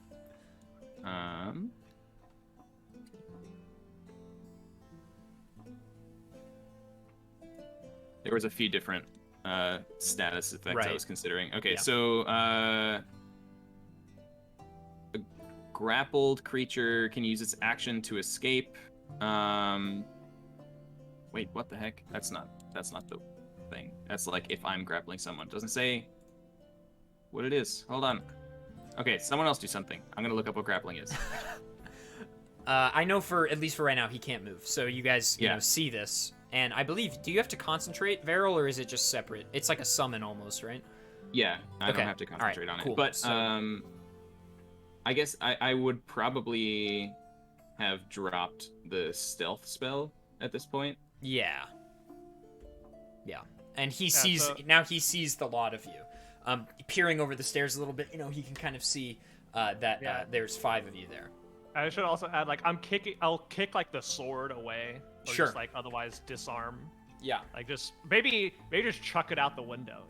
Just Okay, you can get rid do of the that. sword. Yeah, I'm gonna chuck the sword out the window. Okay, it goes through the glass because it's closed, and it shatters, and the sword clanks down the roof and falls to the ground. All right, excellent. Not your smartest move, Danith. Thought it was open. Okay. Every time that Jader disses Danith, he's like coyly looking away. Like he's always like, yeah, let me just check my notes here. My list of Danith jokes. Vader, are you really keeping a list of damage?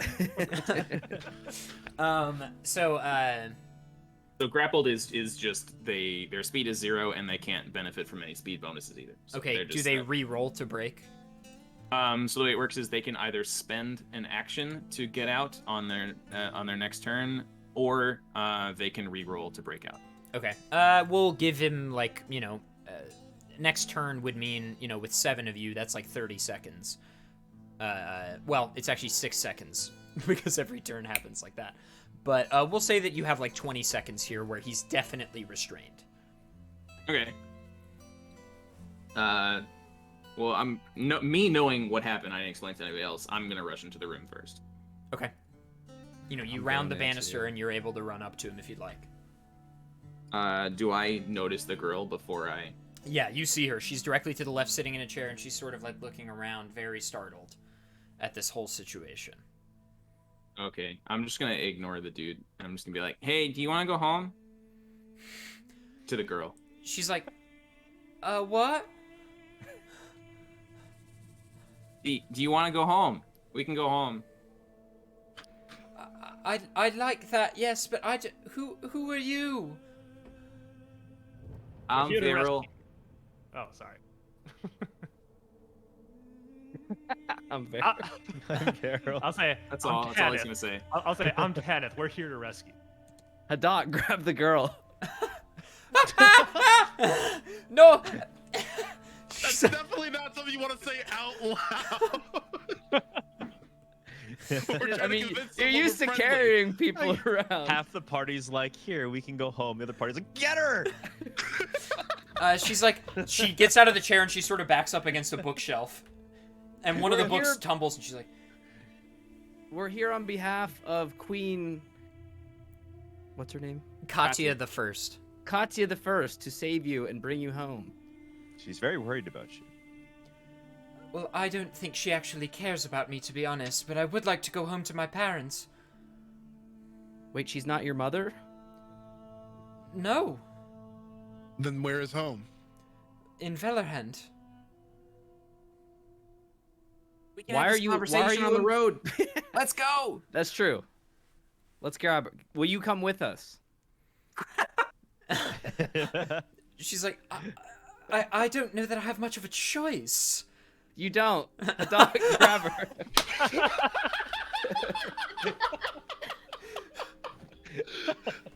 Yeah, sure. Why not?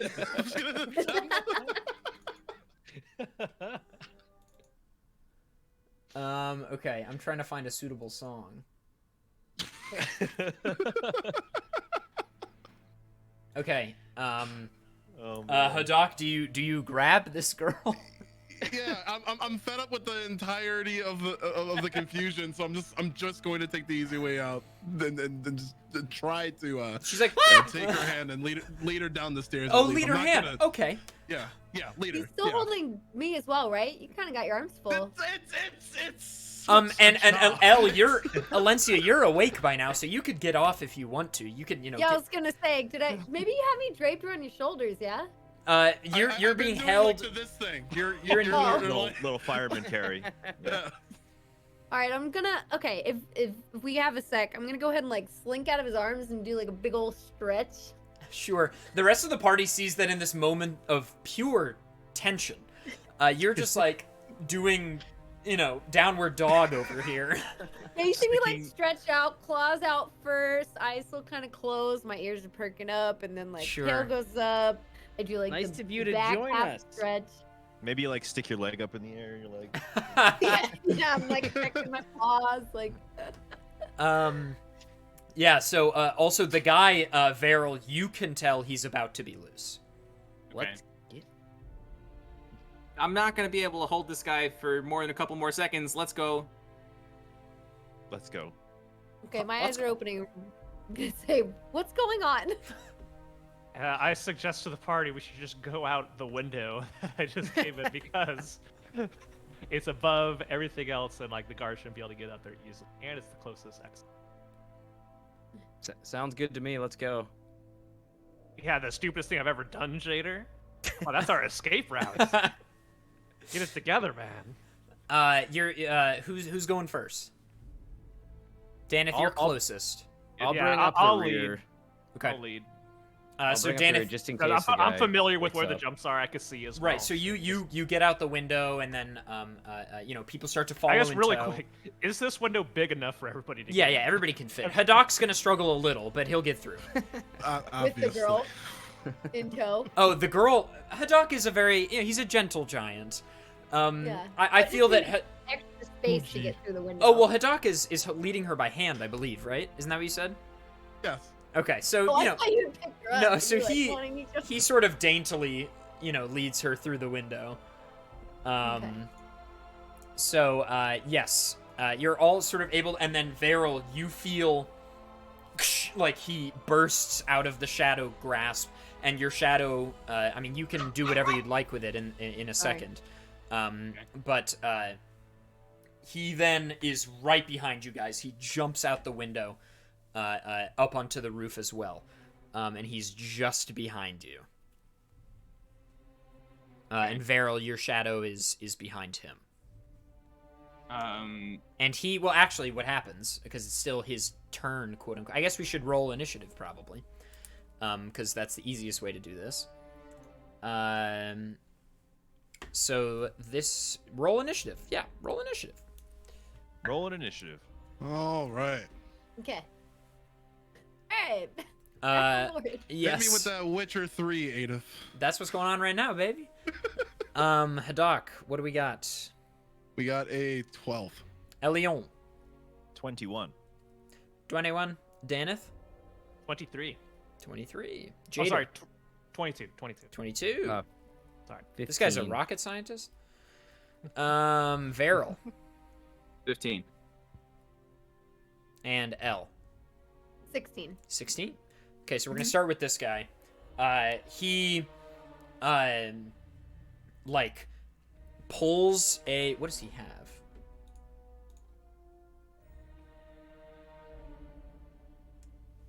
Okay, he sort of reaches into his back pocket, like behind him, under his leather armor, and pulls out a small dagger. and cuts one of his fingers, and he's like, I really don't want to use it, mate. And then Brink energy starts flowing out, and he says, intelligent design.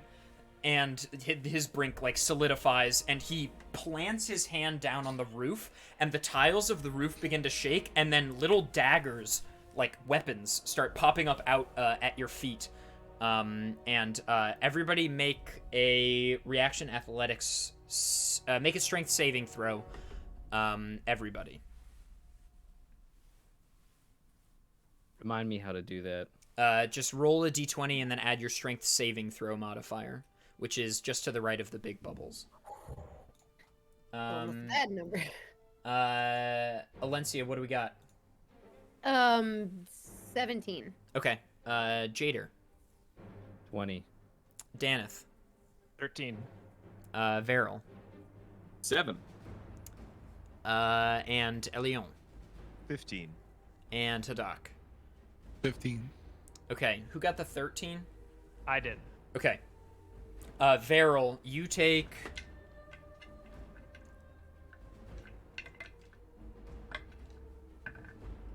six piercing damage. Okay.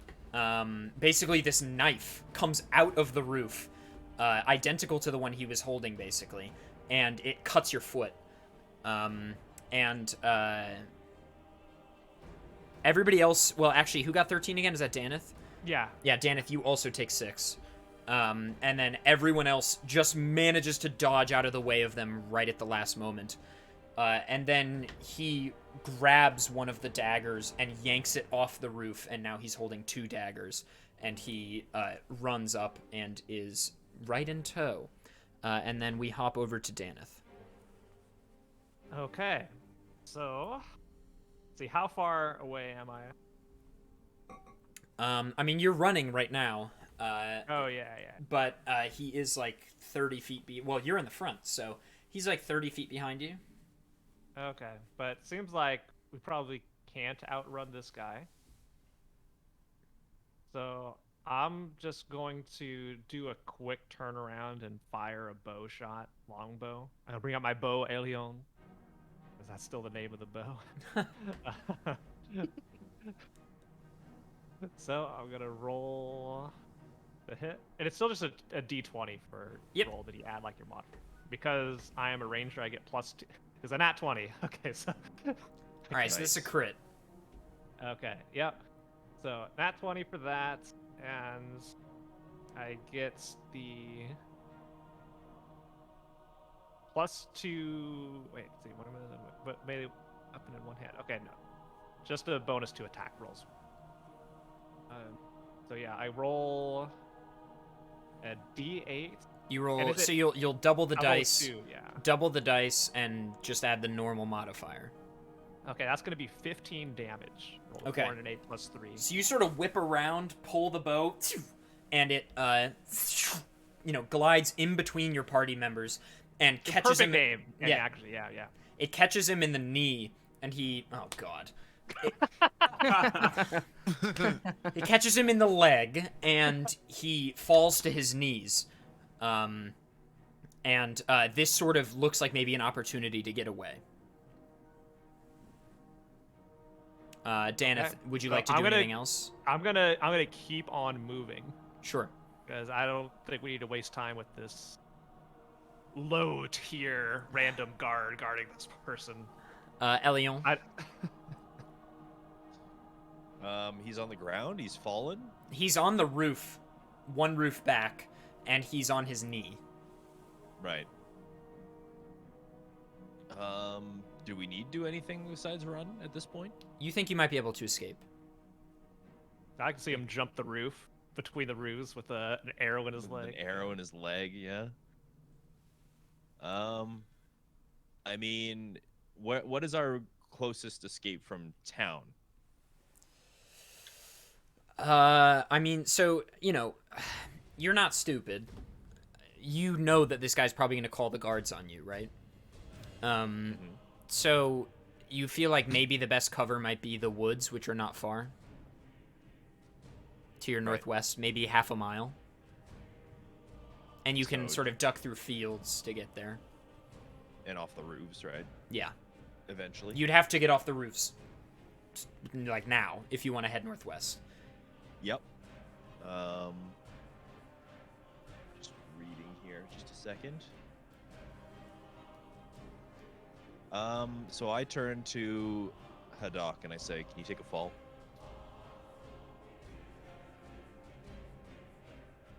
He's pretty perplexed by what you mean by that. Like, he's really confused. He doesn't really say anything.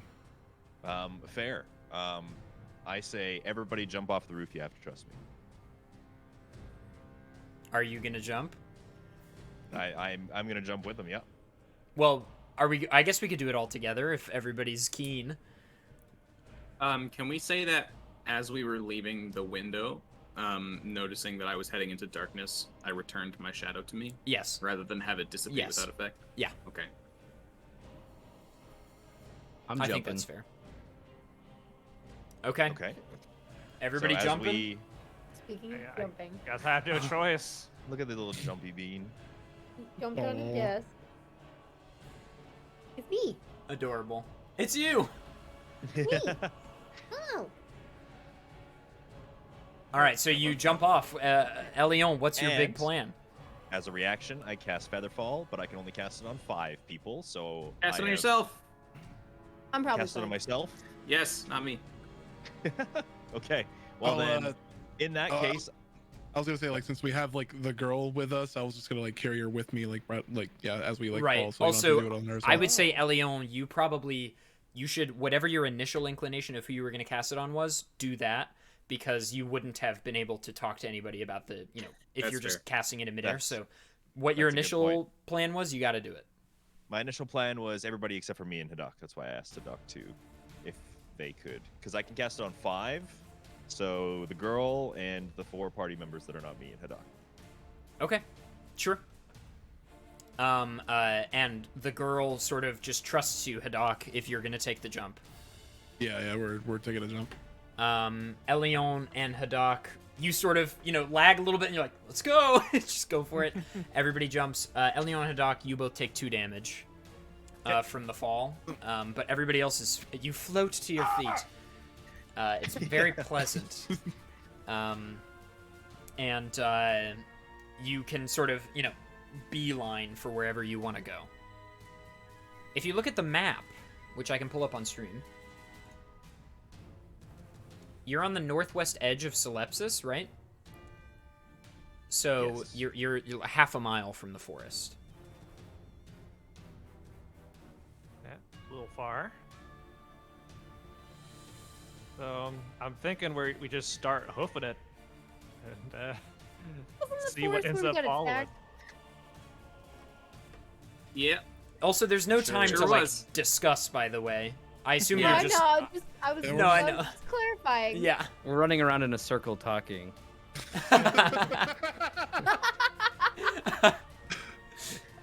So you're just beelining, and you hear him use intelligent design again, and he plants his hand on the roof, and a bow and arrow, like a bow and a quiver, come out of the roof, and he grabs 3 arrows and puts them in the drawstring and looses them.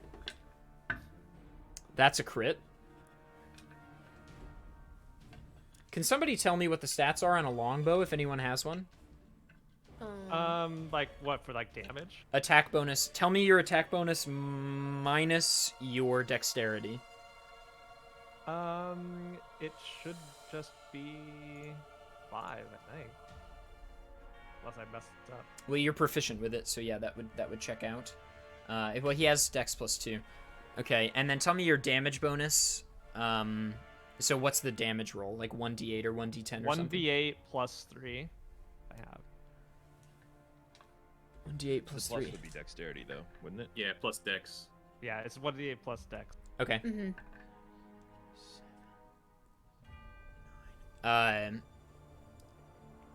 Varel, you take 9 damage. But wait. There's more. Wait. I have a thing I can do. Can I? Wait, where is it? I can catch things that get thrown at me. I can catch missiles. These are arrows coming at your back. Yeah. I can use it as a reaction. I All can right, deflect Chief. or catch a ranged missile on hit. Use a key point for that. Yes, I forget.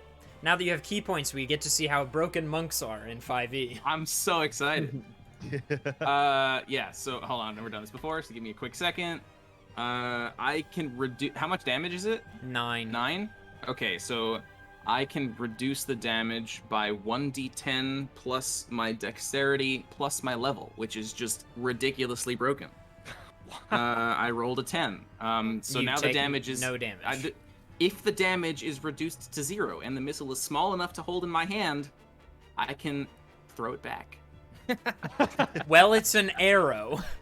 Yeah. So I can make a proficient ranged attack with the missile as part of the same reaction, and it counts as a monk weapon. okay, Oh. give it a go.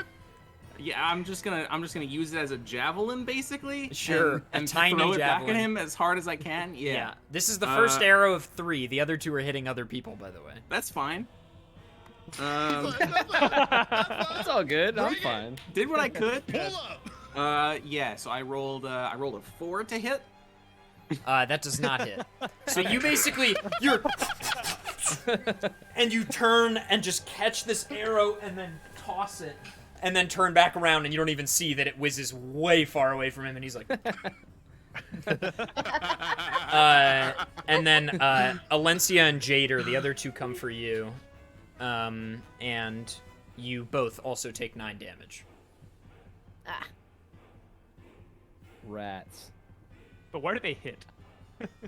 Just like in their shoulder, like I don't know. It's canon. They're just hits. They're just They hits. just hit. All right. They've just This is hit. canon. It slices rather than sticks. Like along a part of your body. Okay, and you also hear him call for the guards, and then he sort of musters his strength to stand up and calls out to the lot of you, and he says, hang on, I gotta get this right. Oh, what are they called? No, where is it? Come on, I know I wrote this down. Oh, it's in the updated document. Give me a second.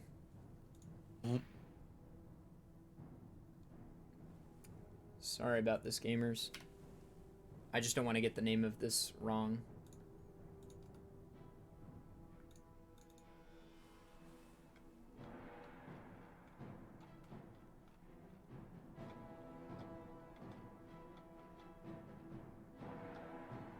Okay. He says, he calls for the guards, and then he turns to you and he says, "The anti-Brink coalition will not be having this!" The anti what? Can they hear me if I yell back? Yeah. Didn't you just use Brink? Get them! And you can sense some hesitancy in his voice. He almost doesn't, it seems like he doesn't want to affirm maybe to his troops that that's what he just did. Oh. How far away are we at this point, would you say? Like 100 feet. Okay. Yes, A.B.C. The Anti-Brink Coalition. Ah. It's all coming together. Oh. So we're just sprinting to the forest, right? Uh-huh. Yeah. Yeah. Okay. And, you can kind of hear some yelling behind you, but they're kind of disorganized, and, you make it to the wood's edge. Are we still just like running into the forest at this point? Or are we gonna like stop and catch breath? Like, do we notice that we're no longer being pursued? Yeah, Are we you're still kind being of, once you get to pursued? the, you're kind of in this headspace of just getting away, and you make it through the clearing of the first row of trees, perhaps, and then you sort of stop to catch your breath. You just ran 800 meters pretty damn fast, and the girl is, probably at some point, Hadak, you had to pick her up because she just was not physically fit enough to do this. But you're all sort of heaving in the Yeah, Daneth having to take many more steps than everybody else in the party, just falls on his back, just like, just sitting there, just during this situation. Can I take? I'm gonna take a moment. I want to listen into the forest because I remember that they kind of chased us out last time. Yeah, So, roll because perception. I feel like I'm more sensitive to whatever's gonna happen in any Yeah, kind sure. of foresty. If you can find Nutty Boy, or what was his name? Chippy boy. Chippy boy. Chippy Boy. Boy. What was the other one? Nutty Boy. I don't remember what his cohorts' names were. Saying that I have advantage on wisdom, that doesn't. It just means that I just add the perception to the check, right? Or If you're proficient in it, you would do that. Advantage means you roll twice and take the higher roll. I imagine that the advantage is for like wisdom saving throws or something. What exactly keen does it? hearing. It just says keen hearing, and Tabaxi has advantage on wisdom perception checks that rely on hearing. Sure. Roll There two you go. d20s and take the better, Okay. and then add your perception check. Well, I got a nat 20. Okay, so you don't have to re-roll. Beautiful. Probably just the one. There Lot of is 20s tonight. there is not a sound in the forest. It is silent in the woods. Nothing but the wind blowing through the trees. That makes me nervous. Okay. I go up to the girl. I'm like, why did you get kidnapped? I don't know. She just starts crying. Can we start with a simpler question? Can you tell us your name? Yes. Just immediately composes herself. Yes. She's super Um, in distress, or is she? She's in distress a little bit, yeah, and she's like, my name is Celerina. I would like to walk up to her, and if she isn't like weirded out by me, I'll just kind of like get like. I want to Just like give her a headbutt. Yeah, I want to like do a little purr, like make her just feel more comfortable. She like puts her hands around your head, and she's like, she's looking at the rest of you. She's comforted by you, but like frightened Like by pretty a much little everyone nuzzle. else. Yeah.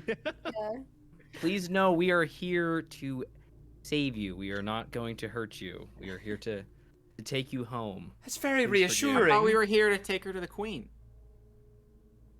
Well, don't tell her that. Oh, I was just trying to be honest. I'm Maybe gonna ask, like, do you know the queen? I've met her once or twice.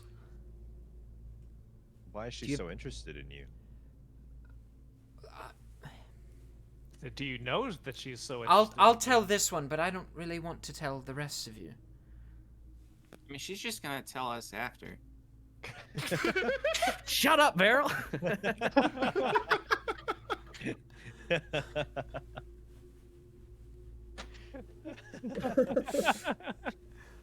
Wow. She says, well, I'm she starts playing with her hair a little bit, and she's looking around very bashfully, and she, is sort of embarrassed. And she says, I'm an offering. Oh. Oh.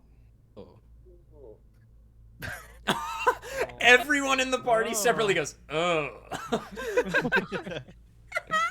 It's like, uh-oh. Are you like the offering for this year, or? Yeah, for Soulstroke, it's my year. Are you excited to be the offering? Not particularly, no. You know that's a big honor. Well, in Soulstroke, I don't know how they do it where you're from, but in Soulstroke, noble families vie to send their 15-year-old children as the offerings because they gain favor with the queen. So no, I'm not exceptionally jazzed. Yeah, I thought it was worth asking. I want You to said talk you- to someone else. How about someone who felt like, who knows what it's like to have been chosen? Oh shit! I'm gonna take it off the spooky music for a second. Is she? I mean, I wonder if she's afraid of you or not. I guess you were gentle with her, yeah. She held his Hey, he hand. did so carry. Yeah, Yeah. he did carry. she her can for feel the quite a warmth while. of his hand. Yeah. I need, Yeah, I can need some. She- I need she- some no, Hadak lore right now. The people she trusts Right. right now are like Alencia and Hadak are the two people she kind of trusts. And she Yeah. walks over to you and she's like, "What?" All right, so I'm gonna, kneel down on one knee just so I'm like, kind of like level Yeah, sure. with her. Oh. It was very long ago. I am from Relero. That's in Castash. And I was the one of few to have been chosen. I was sent off to Corellerin, and I was uncertain of what was to befall me. When you're young, and when your future is uncertain and undoubtedly short, I can understand you might be afraid. How are you here now? If you were chosen as the offering for Castash, then that would mean that you would have been Someone- sent to the Gods' War.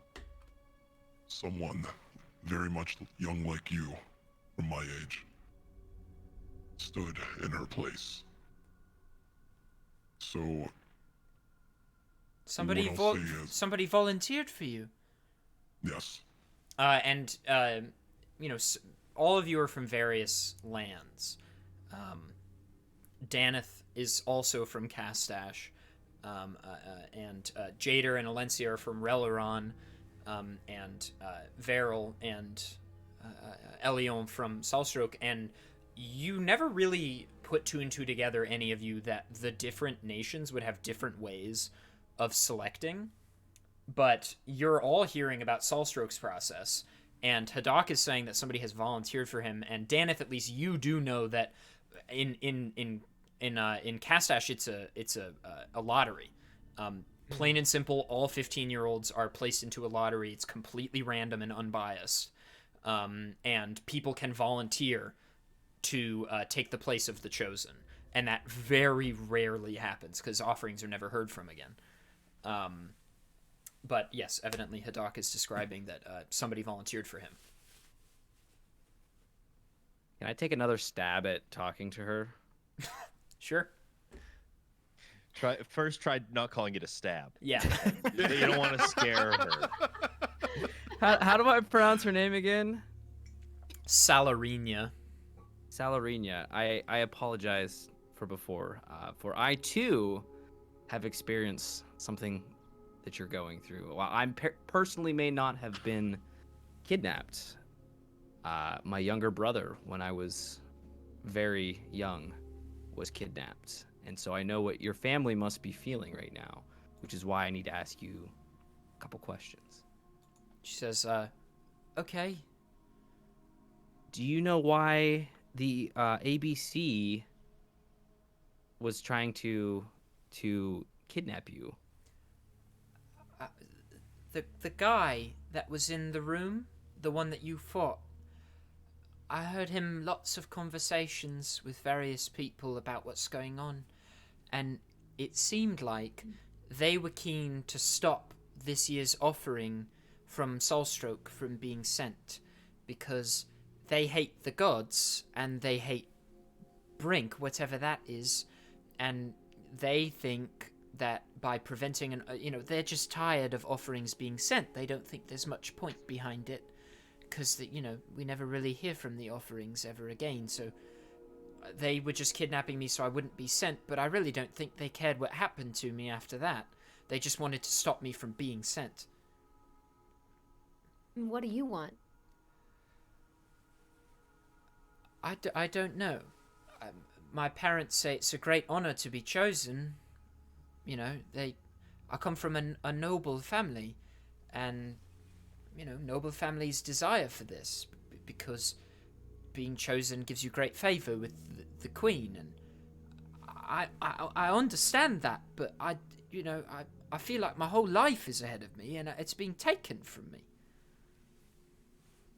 And who exactly is getting favor from the queen? Just your family? I guess my parents and maybe my siblings in the future.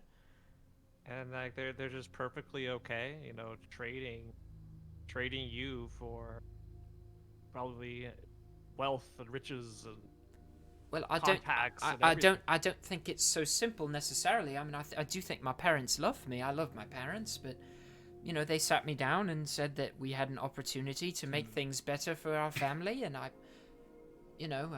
want the best for my siblings, but it didn't really seem like I had much of a choice, to be honest. Little one, what do you think might happen to you if we were to return you back home to your parents? I think I'll be treated well until the day when I'm sent on the summer solstice. And even then, you know, nobody knows what happens after that. Well, I think this summer solstice might be a little different. What does that mean? And as she says that, Elle, your ears perk up. And your fur begins to stand on end a little bit, and you just have a feeling that something bad is about to happen.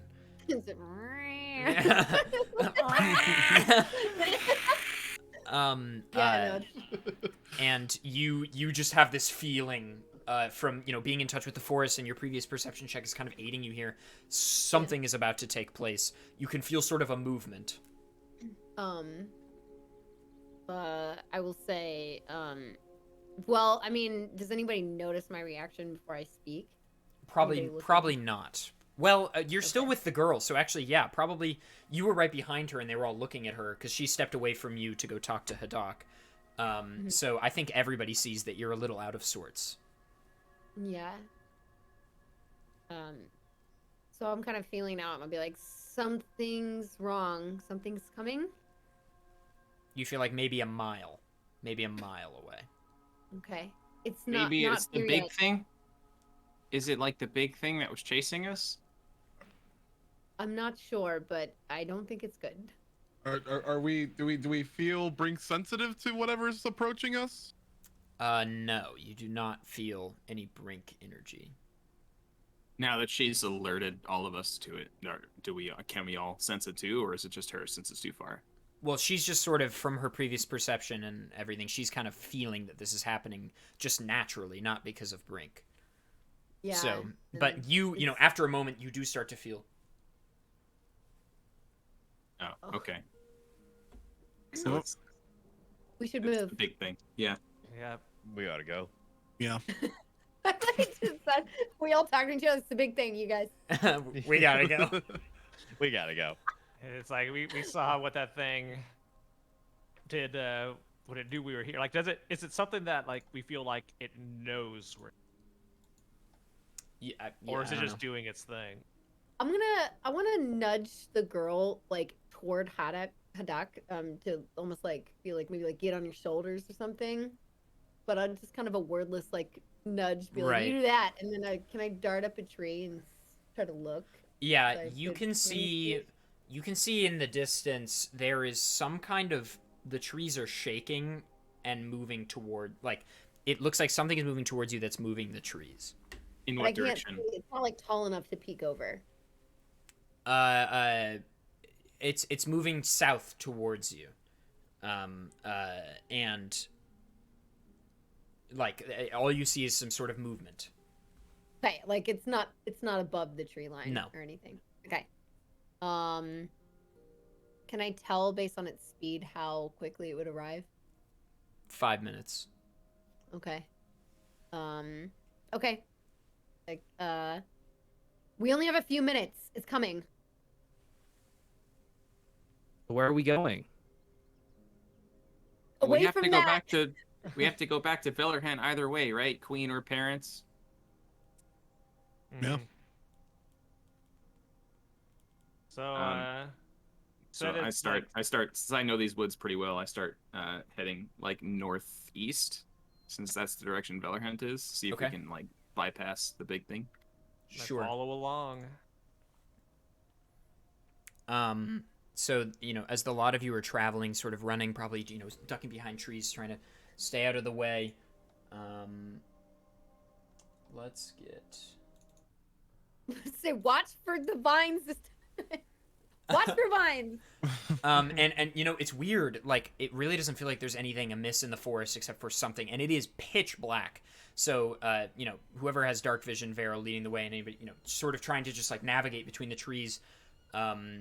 And I do too. after about 10 minutes of just running, Fu, you feel it change directions. But you're not sure, and then it just stops moving, you feel like. Okay. And you're getting further from it. Yeah.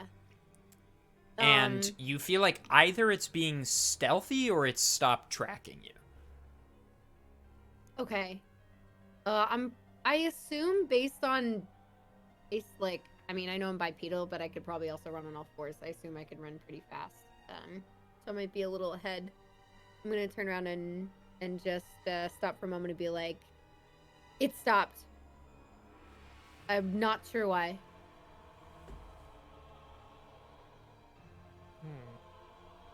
We should Maybe. keep That doesn't moving. mean we should either. Yeah. Right.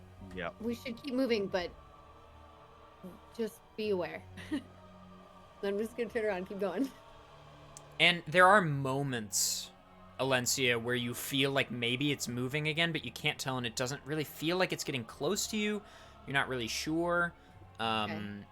But it is just like it's stop and go, right? Okay. But you're just going the whole time.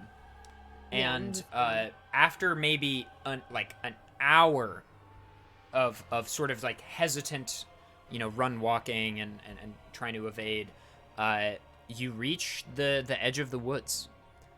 You reach this clearing, and Great. the moon is now visible again. The starlight sort of aids your path, and you made it. You're past the woods. Scott Are there free. any Thankfully, old elves to welcome us? I was No. just like, thankfully that was uneventful. Although spooky. Really quick, while Dave is gone, while we wait just a moment, I will remind everyone that !follow will present all of our players' Twitch channels. If you're on YouTube, you can go to the description, and their Twitch pages will be in there. And you can just click those and follow them. They're all wonderful streamers, so be sure to do that. And again, plug in the YouTube.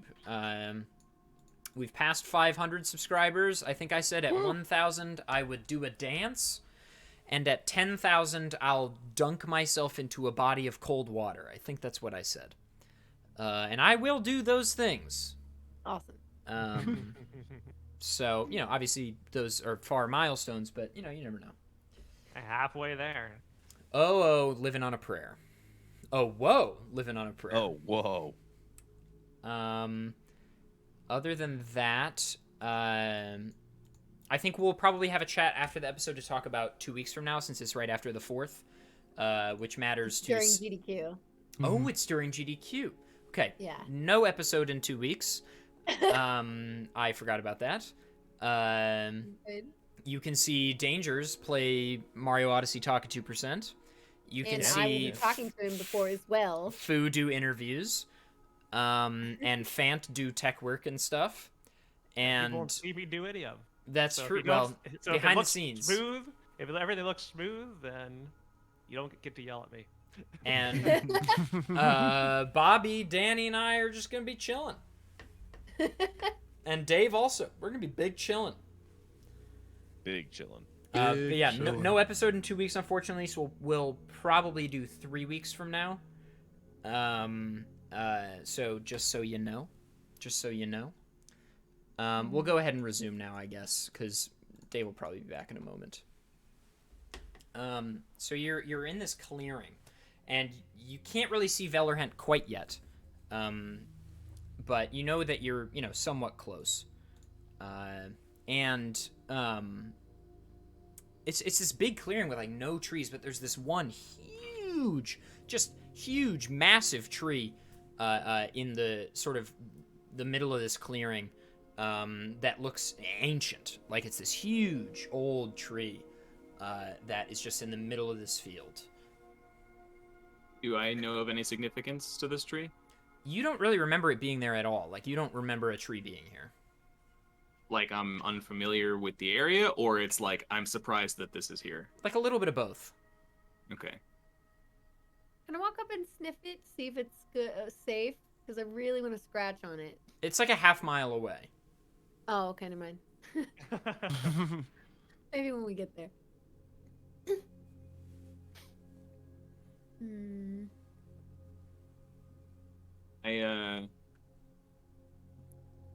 Would you think that I would be sort of drawn to it? That I want to go see what's going on here? Because I do feel like very protective of this forest. I think so. I think probably. Okay. Is it sort of in the direction of Velerhent anyway? Yeah. Okay. I'm gonna sort of just wordlessly lead the party towards Velerhent, but also selfishly towards it. Okay. Within 5 minutes or so, you're there. 5 or 6 minutes. You're sort of at the base of this thing, and it's not huge, I guess, but it's bigger than any tree in the woods. Maybe 30 feet tall. How tall is like a big oak tree is like 30 or 40 feet, so it's probably like 60 feet tall. And it has a very wide trunk. Jader, basically there was, you made it to the edge of the woods with little incident. And at the clearing, you're in between Velerhent and you is sort of this massive old tree that Veril doesn't like super recognize. Okay. And you've reached the base of it. I'm gonna sniff it. Gonna do anything? It smells horrible. It smells like really, really awful. Okay, it's putrid. You're immediately like, yeah, I'm gonna kind of backpedal real quick. I'm like a little bit confused and a little bit repulsed by the tree's presence. I almost feel like it's intruding. Can I like make an insight check on it? Like just check it out? yeah, sure, roll insight.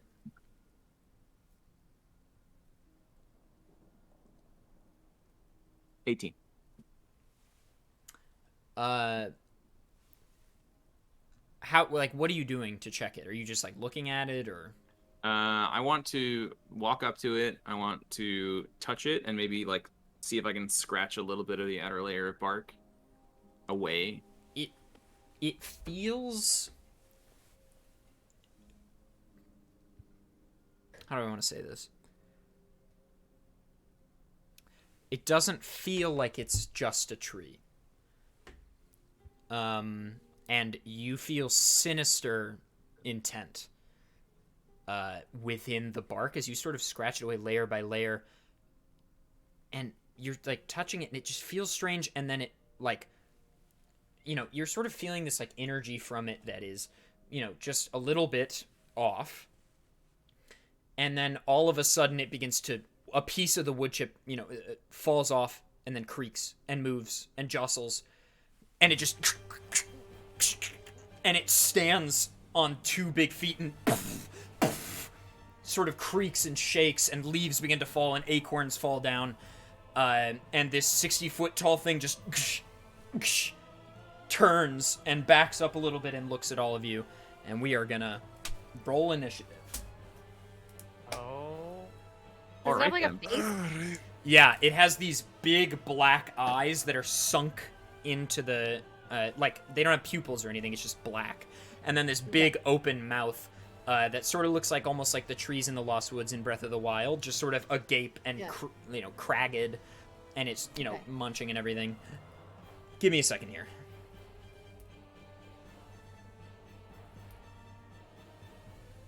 I turn around to my party and I'm just like, sorry for waking it up.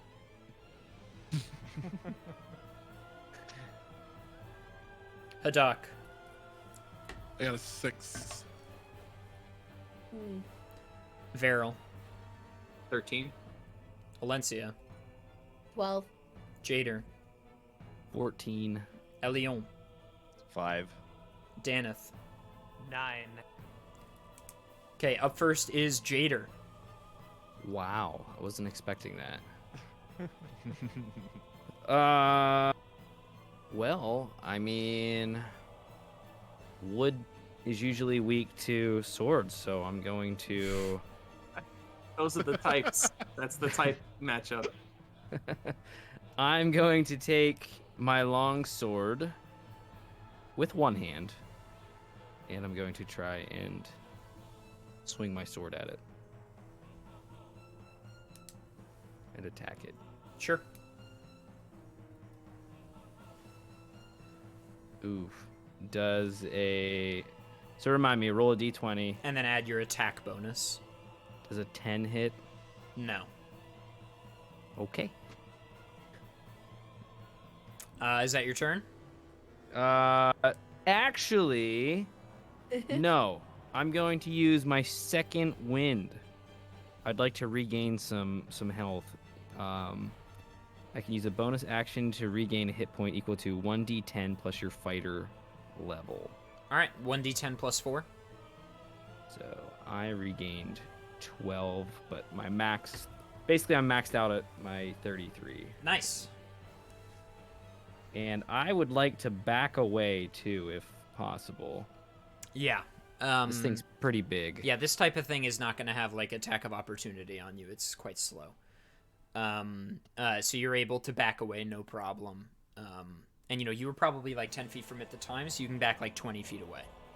Let's do that. And up next is Varel. Not that I can use it because it is nighttime, but I'm curious about Brink usage rates. Can you only use it once per day at this point? What are we doing with that? Oh, everybody's is different. Did I not specify for you? Oh, no, I think we said, like, maybe once a day, but you weren't sure?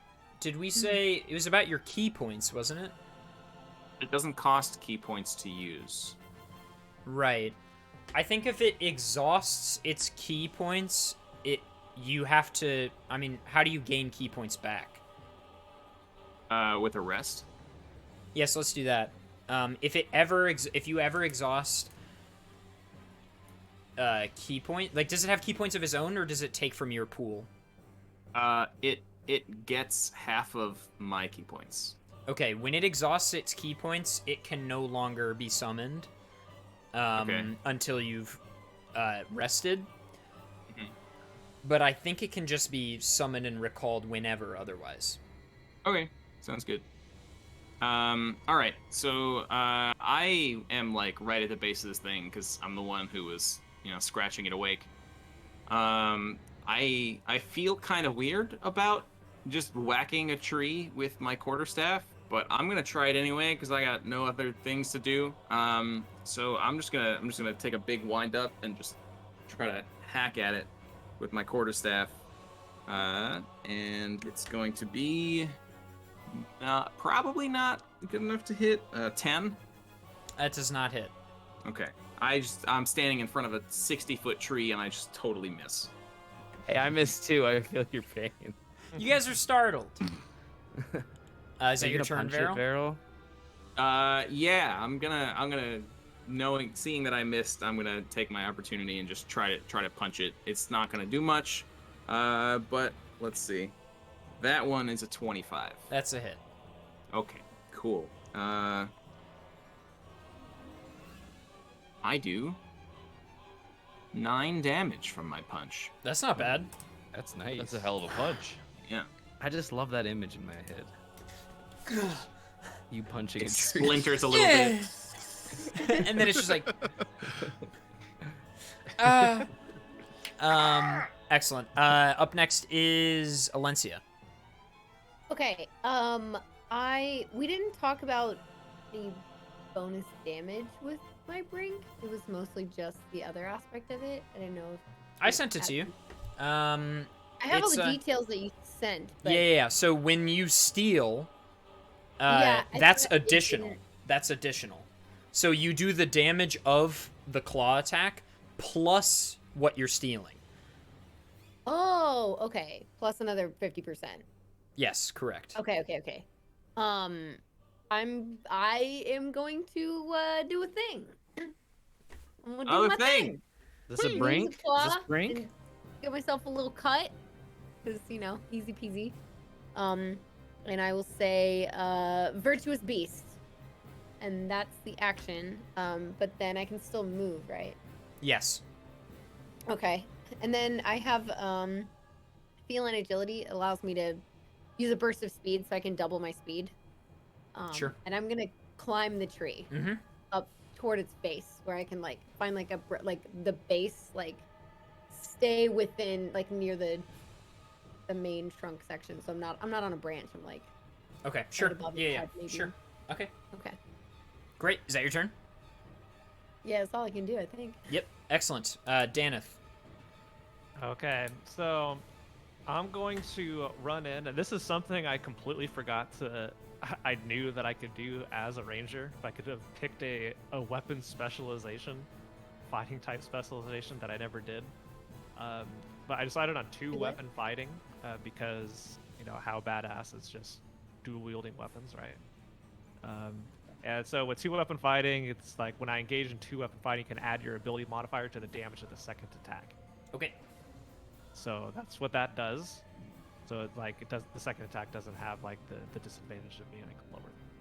So I'm gonna pull out both Natasha and Susan, my two short swords, and I'm just going to run in and attack the boss. Sure. Call it boss. You know, the This is- giant tree. This is the Oh, yeah, boss but- playlist. All right, and I rolled a 16. That's a hit.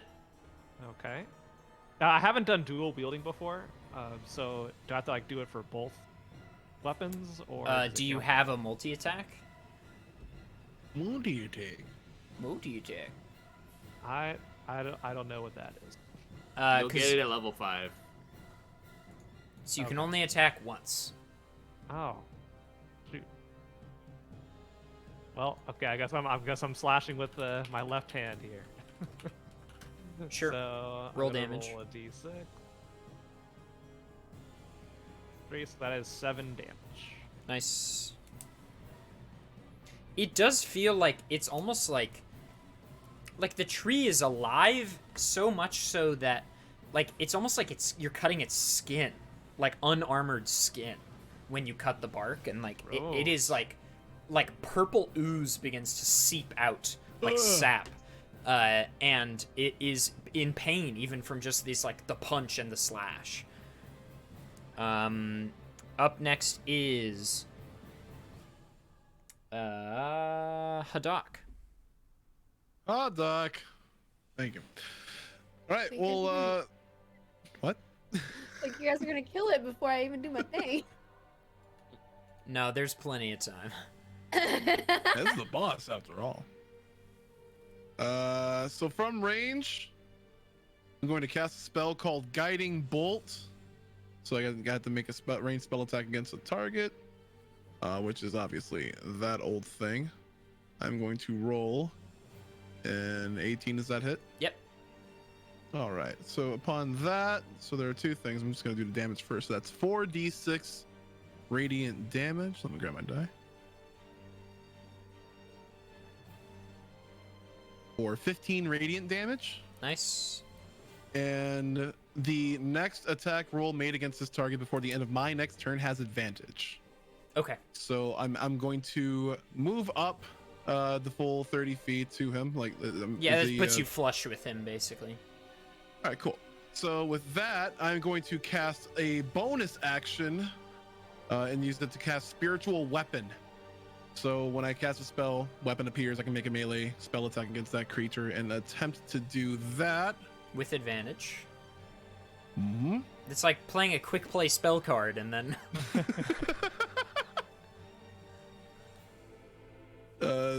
15 hit? No. That was with Okay. advantage? That was with the advantage. Damn. man. Okay, well, I mean, it stays there for a bit, so. Sweet. Up next is... It was a valiant effort. Up next is Elion. We. Vite. So, I think this whole tree is very intriguing. So I'm gonna take my turn to back up the 30 feet. so that Oh, I'm we kind of about to behind see the a party. thing? We about to see a thing? We might see a thing. Might see a thing. Gonna back up behind the party to kind of just, keep everybody in my sights. And also, maybe nobody else notices. Kind of being a little secretive about it. Literally everyone in chat made the exact same joke. Just like to put that out there. No, It is P-Far very says intriguing. There's a different joke. More Lord of the Rings centered. Put them all in pun That's jail. a good one. Everybody goes in pun jail. Hawkwing's gonna bring the hammer down. All right, go ahead, Dangers. All right. And when I've taken my step back, I pull a dagger from my boot, and I just very, very carefully like prick my forearm, and I say, maybe it is time for a little bit of foul play. And as I do that, my companion joins me and sits on my shoulder, and now can take a turn. Yeah, It is this small, it looks like a songbird. This tiny little bird just sort of comes out of nowhere and bursts into existence in front of you, and then flutters down and lands on your shoulder. And it's sort of this purpley blue light is sort of dancing off of it. That's right. Very ethereal. And so it can take its turn right away. So I'm going to basically send it. I'm going to cast the bird Yes. into the leaves of the tree as well, and allow it to perch itself somewhere in there Sure. for its turn. It lands on the branches. Does it immediately give you information, or does it has to touch you, right? It has to come back to me. Okay, sure. So it's just there. And then, as a bonus action, I will use Mantle of Inspiration, which is kind of my rallying cry for the entire crew. All 5 of my teammates gain 5 temporary hit points, or if they Let's had some go. already, it's back up to 5. And they can now use the reaction, if they so choose, to move their movement speed. No Anybody cost. want to take him up on that? Daneth is staying put. He has a Yeah, I'm staying where All I'm right. at. Fu, Reach. you could climb higher if you want to. Am I at its face yet? You're like at the mouth. Yeah, I'm gonna get up right above its eyes. Okay, you can do so. Okay. Is that your turn, Elion? That is my turn. Excellent. So 5 what? Hua? You said 5 something for everybody? Oh, temporary hit hit point. points. Oh, right. Okay. So you And go what did- back up to 5 if you What temporary did hit points. Hadak give us again? He didn't give you anything. Oh, never mind. He did not pop a bless. Okay. That's so selfish. Papa Bless did not Papa Bless. No. Popped him in the mouth for 15 radiant damage. Is that not enough? Like, It is the tree's turn. It is first going to attempt to slam down on Veril with its hand. Veril, does an 18 hit you? You are muted, my dear boy. I am indeed. It's a tie, so yes. Yes. Okay. Tie goes to the runner. Isn't that what we've been doing? Yep. Right? Yeah, okay. You take...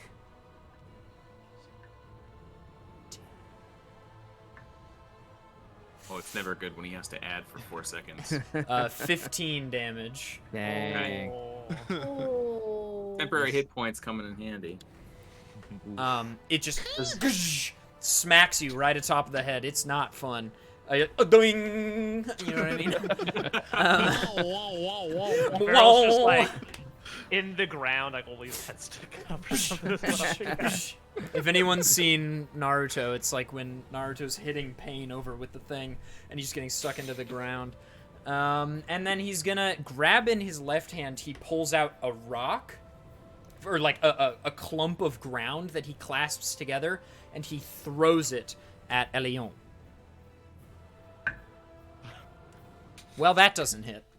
Oh. It flies right overhead, and then it lands behind you, and boom, the earth tremors, and it sort of is just looking at you all silently, basically, as it creaks. And up next is Jader. All right. I'm going to get close again with my one-handed longsword. Does a... Oh my gosh. Does a 10 hit? No. Okay, First well... time Vader. I'm going to use my action surge to take one more additional action. You know, Jader. We could always. You have a thing? Could always. Do the Could thing? always activate a little something something. I'm trying to think how this thing is massive. I don't know how. It's how got would feet. It's got feet. Okay. Sure. Why are you being Let's. pressured? Oh, here we go. I don't- I don't- Pressure you like that? I don't want. No, you don't have to make that decision. I you know.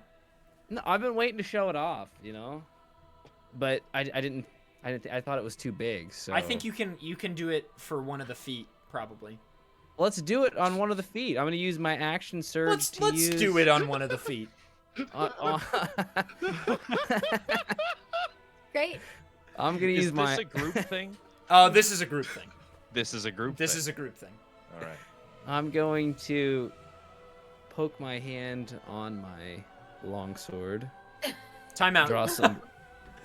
Yeah, and I'm going to say excavate. And this, I'm going to make a hole right under the tree's right foot, left foot, whichever Which one I'm foot is closer to. Daneth at? Right now. Hopefully not the one I'm at. I'd probably go down with it. The other Unless one it's opposite intentional. of Daneth. Sure. Also, excavate is fucking cool. I'm a big fan of excavate. Yeah, how big you want to make it?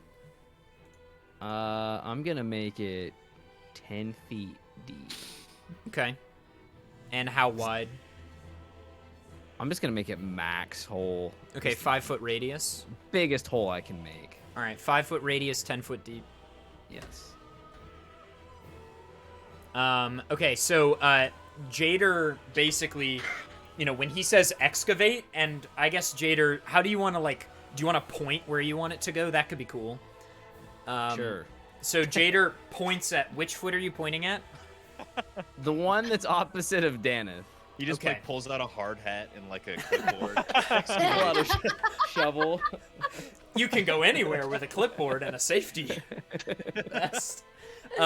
So he points at the right foot, and suddenly the ground beneath the foot disappears, like it is deleted. And some dust particulates, just wow, and then there's some dust particulates that come up into the air and rest back on the ground, and the tree's leg immediately starts to fall into the gaping chasm which has just opened. Hang on. Yeah, you're hanging on for dear life. So really quick, this I did- gaping chasm, it's 10 feet by 10 feet. No, it's 5 feet radius. It's a circle, 5 foot radius, so 25 square feet on the top layer, and then 10 feet deep. And it isn't cylindrical. It parabolizes into a central point. And I believe, Jader, it has to roll a strength saving throw, correct? Yeah, 16. What's the DC 16? Yeah. That is a fail. All right. What On is a fail, the... creature is knocked prone and takes damage depth of hole plus 1d4. Okay, I can roll the d4 for you. So that's 10 plus 3, that's 13 damage from the fall. Let's go. So it just, falls in, and then it falls on its back a little bit, just onto its elbow. So it's not fully prone because it's massive, but it's down on one hand and on an elbow. And Fu, you need to roll a strength saving throw as well. Okay. Sorry, El. That's okay. That's just a regular D20. Yeah, Right. d20 plus your strength saving throw Right. modifier. 9. You fall down 10 feet, but it, you Yeah. are able to screech to a halt on the bark, but you do fall 10 feet. Okay. Actually, let's say Which 20 direction, feet though? down. Oh, Is that an angle? down and to the right. So going back 20 up. feet diagonally, so 20 divided by root 2 if it's 40. You fall oh god, 12 feet. Is she below the mouth? 12 feet this way and 12 feet this way, basically. So I'm 20 still feet hanging on diagonal. to it. Yeah, you're hanging on. Okay. So you're Alright. you're on the side of it now. You know what I mean? Does it do damage when I'm going like this? Yeah, it What takes is- 2 damage, sure. Cool. Oh, actually, that's an attack with your claws, homie. So it takes 3. That's right, and you store 1. Yes. We Excellent. storing? Oh, are we storing? What? Are we storing now? And your What? claws begin to emanate a little bit of light. Yeah. Excellent. I'm the only one that knows everything. Excellent. Up next is It's just going to get weird. Varel. Yeah. All right. Well, I'm gonna. What? Am I like by the tree's other foot? Sure. Where? Okay. I imagined you were kind of at its base, like near a leg or something, so I think, yeah, you can be at its other foot for sure. Okay. Does it look like it's weaker at the part that was on the ground? What do you mean? Like it's a tree, right? So it has like a Oh! base. Does it look like maybe there's softer flesh there? Yeah, kind of. Okay. I'm gonna, attack it in its deca nuts. And, that is a 16. That's a hit. Cool. And then quarterstaff. Haven't done that tonight yet. Let's see. 7 plus 5 is 12 damage. Doubles. Double? Doubles. Okay. Cool. So how and much then did you do? I did 12. Okay, it takes 24. Wow. Wow. All right. I'm gonna go ahead and use Flurry of Blows as a bonus action, which allows me to take 2 unarmed strikes following my attack. So I'm just gonna do a quick 1-2 punch. Sure. Right on the deck. Drop that on the floor. Okay, that is a 15. Nope. No. And that one is a 19. Yes. Okay, and the 19 hits for 7 damage. Double. So 14. Nice turn. Great turn. Cool. You good? Yes. Actually, I'm gonna use. How much movement did I use to get to the soft spot? 15 feet. All right, I'm gonna take. Actually, the wait. remainder. You were from the base of the foot to there. That was your full movement for sure. I have 45. Okay, 30 to get there.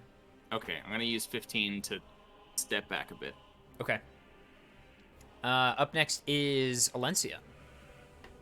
Okay, I should be able to get back up to its eyes.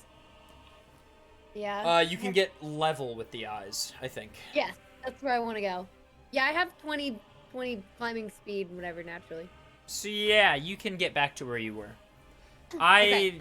I handle diagonals differently than, I don't know, whatever. Screw it. You're there. Yeah, it's between 20 and 30. I'm gonna get back and I want to scratch its eyes out. Okay. So I'm gonna attack. I guess if they're really big, I guess I'd have to do one at a time. I mean, they're far apart from each other. Yeah, so I'll make an attack on the closest eye Sure. with the claws. Uh-huh. You know. I got only 14. Well, on the eyes, I think that's gonna hit. You think so? Yeah, I think that hits. All right. Then that would be. Okay, let me see. Wait, where's my weird extra thing? Okay, it's gonna be.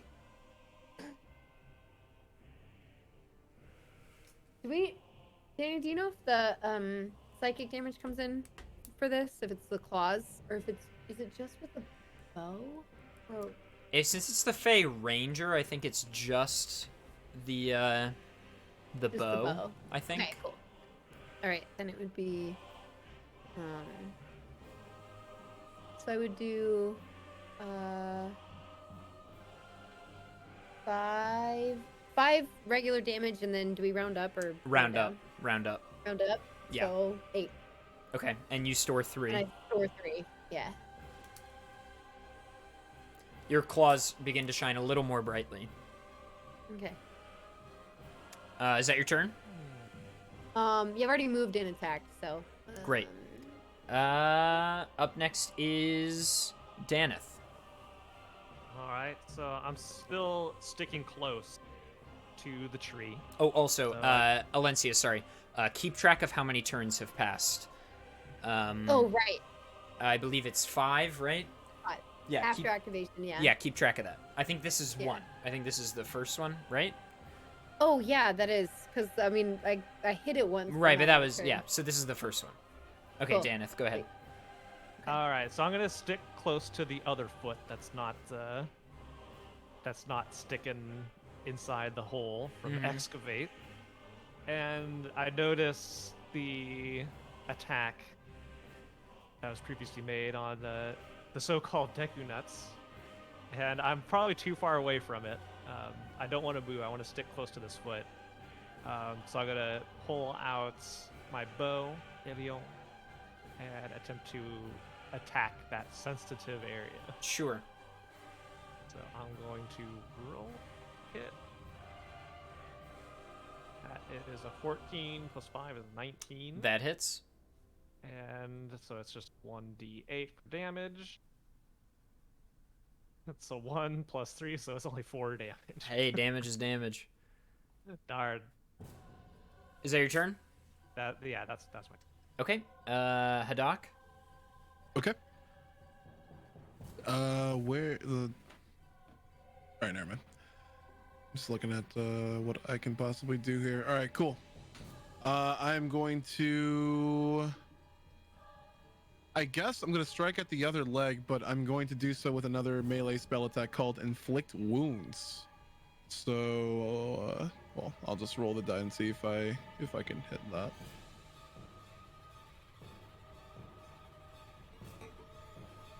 Is a 16 hit. Yes. Okay, so with that, on hit, the target takes 3d10 necrotic damage. So I am Whoa. going to, Holy crap. yeah, That's some damage. Magic Four. is like effed up, dude. That's a lot of damage. that's 21. 21. And I'm going to take the extra bonus action with my spiritual weapon and swing at that. Or I already know that doesn't hit. That I rolled a 10. Okay, yeah, no. So yeah, I'm just gonna. I'll just end my turn, right? Okay. Elion? You can Wait. roll the bird first if you want. Sure. How far is Bird from me? Bird can make to you. Bird can make it to me. Yes. With a pit stop in between? Potential. What are you trying to do? Well, I know we're in kind of a dire battle. Yeah, but I know what But you're gonna do. Just who is it? I'm also exceptionally curious. Yeah, who is it? So as the bird comes back, maybe You can he gets a definitely little pit hit. stop. You can hit Alencia, Daneth. Maybe. Yeah, Varel. Yeah, those are the 3 people you could check. All right, Daneth it is then. Okay. What's going on? Takes a little seat on Daneth's head before. All right, let me making pull its it up. full way Let me pull it up. back. Okay. I'm just I was like, what the heck? Because I haven't seen it. Like, where did this bird come from? It lands on I your was kinda like shoulder. that. It Yeah. lands on your shoulder and then quickly takes off and heads back Yeah, I'm just to like, go around, like, what's going on here? to Elion. Elion, it lands on your shoulder. The first thing you learn is that the tree does not have. Also, it's worth mentioning that all of you are hearing this, but you don't know any of this, obviously. This is just within Elion's mind. Yeah. The tree does not have Brink energy. It is not Brink sensitive, but you sense a second life force within the tree. And then Daneth. Should we have other people deafen for this? Okay. If you are not Daneth or Elion, deafen yourselves. And in chat, Oh. Hey. don't say anything. Data's looking so smug right now. Okay. Daneth's brink is called Indomitable Vanity. And what do I tell you about it? Do I tell you everything about it? I don't know. I think so. I think so, right? Hold on. I'm gonna just double check. I'm also checking. I can't find our DMs for some reason. I've got it. Yeah, it learns abilities. Okay. Indomitable Vanity. I'll give you the short of it, not like the specifics. But basically, Indomitable Vanity is an ability where Daneth gains power based on how cool people think he is. That's fantastic. Oh my goodness. Everyone within a 10-mile vicinity, their opinions matter. And he can also be negatively impacted by that. So if people think if people think he is stupid, he will lose power. And there's really no cap. Oh, that's fantastic. And it affects how he looks, how he acts, like everything about him. Terrific. Okay? All right, cool. I'm stoked on that. That's Everybody- exactly what I wanted to hear. Hi. Yes, come back. There was too much laughter going on. I don't know what. Yeah, that was I don't about. like it. Oh, my God. Elion's brink is so good. Everybody has these like little spicy things, and I have lots planned for everybody's brinks. But I know, Elion mine is needs to be cooler now. Elion's is one of the ones where like what we came up with together, I think, is really interesting. Is very different, but all of them are really good. And Elion's is probably the first one we've seen besides Excavate where we've seen like the coolest thing it can do. Yeah. Anyway, you still can go. I still can go because that's just the bird's turn. Yes. So, the first thing I'm gonna do is look around for this little girl. Is she still here? Surely she's still here with us, right? Yeah, she's cowering behind a tree nearby. Just scared shitless. Yeah. Okay, so first I'm gonna use my action. Okay. To cast Dissonant Whispers, which is a level 1 spell, and I'm gonna cast it on the tree. And the tree must make a Wisdom saving throw. Okay. 23. Oh yeah, you pass. So And this one wise tree, damn. yeah, no He kidding. rolled a 20. So I still have to do 3d6 psychic damage, but it's only going to take half the damage, and it doesn't need to run away from me, Okay.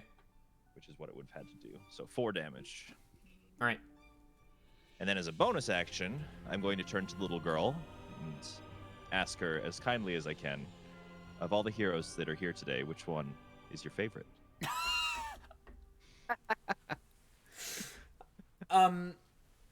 She says, she's like, the big man was very nice to me. In that case, I will cast Bardic Inspiration, which allows Hadak to gain a d6 that they can choose to use at any time, whether they are rolling, gosh, what is it for? Basically anything. I think Ability it's check, ability attack checks, roll, saving throws, attack rolls. and also healing spell. Should you use one, you can also use it for that as well. Oh. So now Just you have a little- D6 to Who's have. gonna get the spell? Yeah. Elion has style, man. Yeah. Style. It's all about that style. Is that And your that's my turn? Yeah. Okay, it's the tree's turn. And he's gonna do a few things. He's not gonna get up. What's up with the eye? We never said if it's like. It's bleeding a purple ooze, and it's like shutting intermittently, but the other eye is Okay, fine. cool. Um, Okay, right.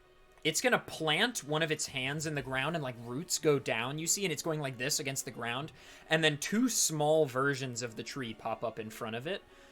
Actually, it's just one.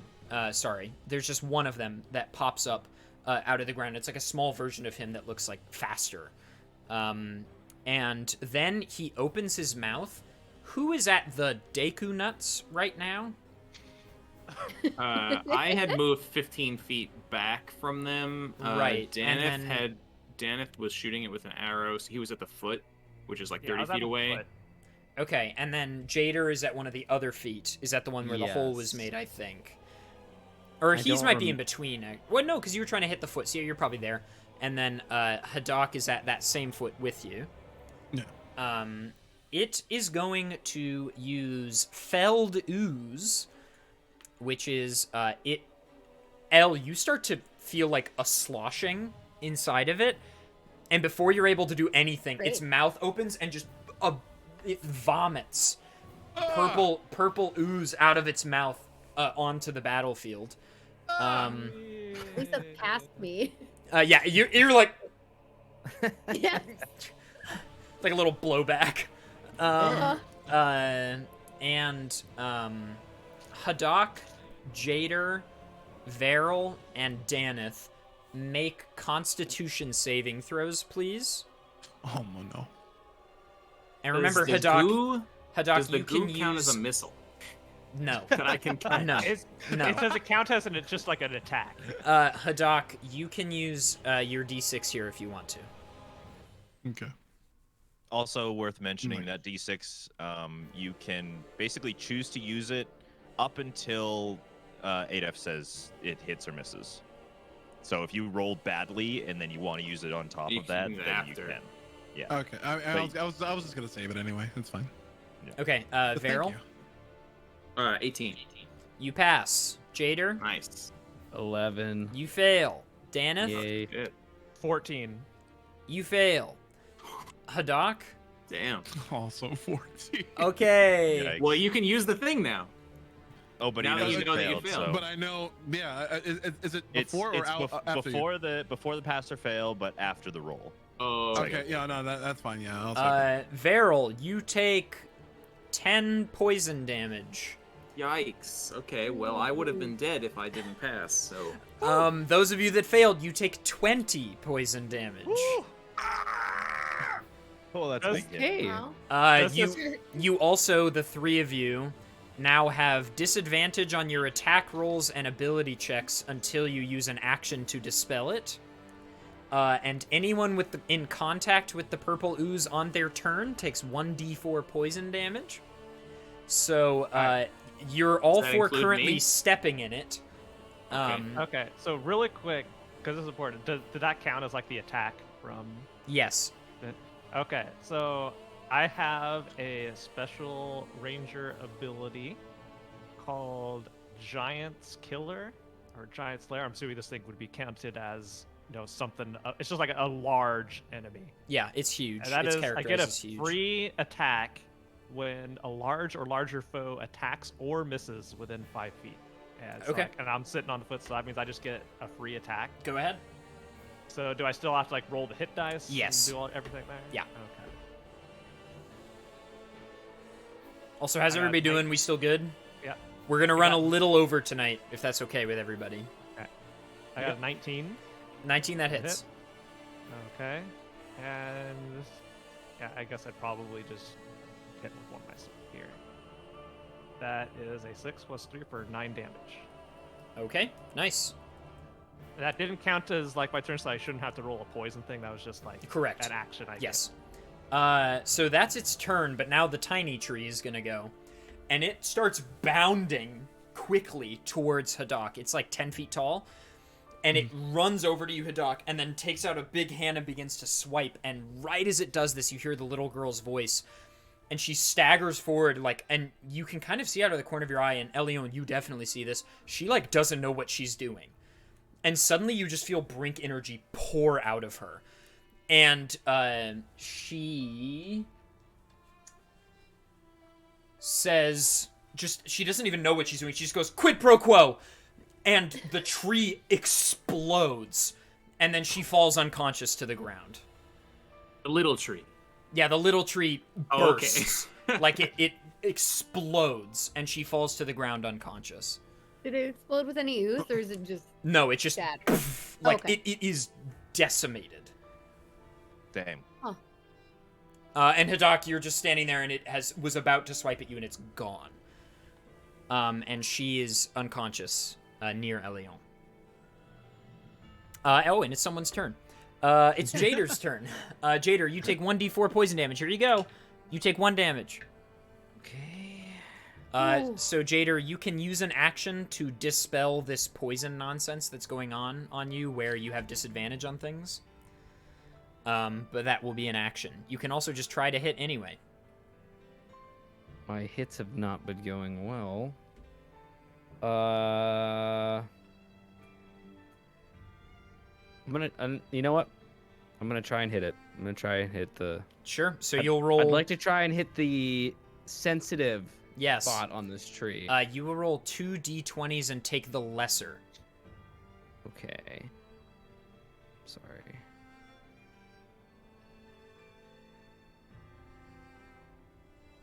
This is unbelievable. I rolled a 1 and a 2. Those were my two. So I rolled Shader. a nat 1. Oh no. You fail, baby. slip in the ooze, and are now laying in it. Make an ooze angel. Make an ooze angel. This burns. So yeah, I can't. You I can can't use do your anything use else. your movement to get up. I'll get up. That's all I can do, really. Yeah. Okay. Perfect. Ouch. Sometimes battles just don't go great for people. It just happens. What an incredibly great turn. Somebody gonna die today? My goodness. Is somebody gonna die today? It's. I should have. Yeah. I will say Excavate was pretty sick. Yeah. I love all the Brinks so much. Varel, it's your It'll be turn. the first and last time you see that. Okay. Having succeeded on my saving throw, does that exclude me from my 1d4? Yes. Okay. No. You're still standing in the ooze. Okay. You just take- roll a 4. You take 2 damage. Okay, that's good. 4 is how much health I had. You need to get out of the ooze then. Yes. So, what can you tell me the shape of the ooze on the ground? Is there a space near the tree that is not oozed? Yeah, the other side of the foot you're at. Or no, you're at the base. I'm like 15 feet from the middle of the base. You could run 30 feet in any direction and be out. Okay. Does that leave me within striking distance of any part of the tree? You could get to the other side of one of the feet and strike there. Okay. Yeah, I will. Also, run the tree's all- not looking great, by the way. It's struggling. It's on the struggle bus. Okay. Actually, is there any space near the soft part that isn't covered by ooze? Considering it would have had to like go over the top. Well, it's seeped. Sept? Oh, It's seeped. It's seeped. it's seeped. Okay, so Yeah. it's covering the whole area. Yeah. Gotcha. Okay, yeah. So I'll go around to the the normal armored part of the tree, and I guess I'll use. You said I can make it in 30 feet. Yeah. Okay, so I'll use 30 feet of movement to go there. I'll use my quarterstaff, and I rolled a 22 to hit. That's a hit. And that does 3 plus 5 is 8 damage. And then I'm gonna use let's see. I'm not gonna use Flurry of Blows. I'm just gonna go ahead and use Patient Defense as a bonus action. Which just lets me take the dodge action until the start of my next turn. Visible attackers have disadvantage on attack rolls, and I have advantage on dexterity saves until the start of my next turn. Okay. Up next is Alencia. Yo, okay, I want to try to. I mean, I'm assuming blinding it will give it disadvantage. You okay? Sorry. Oh, can I also use the rest of my 15 feet to step back? Yeah. Okay. I'm gonna kind of like leap over to its other eye. Mm-hmm. And I want to scratch at that. Yeah.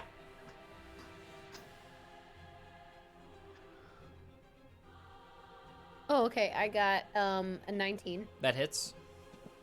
Okay, and that would do another. What was it? 8 damage. You scratch at it, and My score 3. you take 4, right? You store. It was 8 from the slash. Well, it was 5 plus. Oh, the okay, 50. okay. Yeah. You slash at it from a standing motion, just, and you take a gash out of the tree, and it goes, like the purple ooze spews out, and you dodge it, and then the tree sort of quakes and shakes, and you can feel you need to get out of there. And you have time to sort of jump down if you need to. Okay. Yeah. Can I leap off safely without hitting the ooze? Because I can go behind it. Yeah. since You it's can be on the still at an side. angle. On the sides is Correct. fine. So you Okay, hop I'll off, take a leap. parkour roll out, onto all fours, and your claws are glowing brightly now, and it begins to shake and creak and How close? and it bursts. Purple ooze like in mist out of it, and then that begins to dissipate, and the tree begins to wilt visibly before your eyes, and you see this shining light. Basically, like, starting bursting out of the center, and then the bark at the center of this thing just like, and this sphere, this orb of light begins to come out of it and then lands in front, and the ooze vanishes as the like orb of light lands on it, and then the orb of light begins to condense, and you see that it's surrounding something. It is surrounding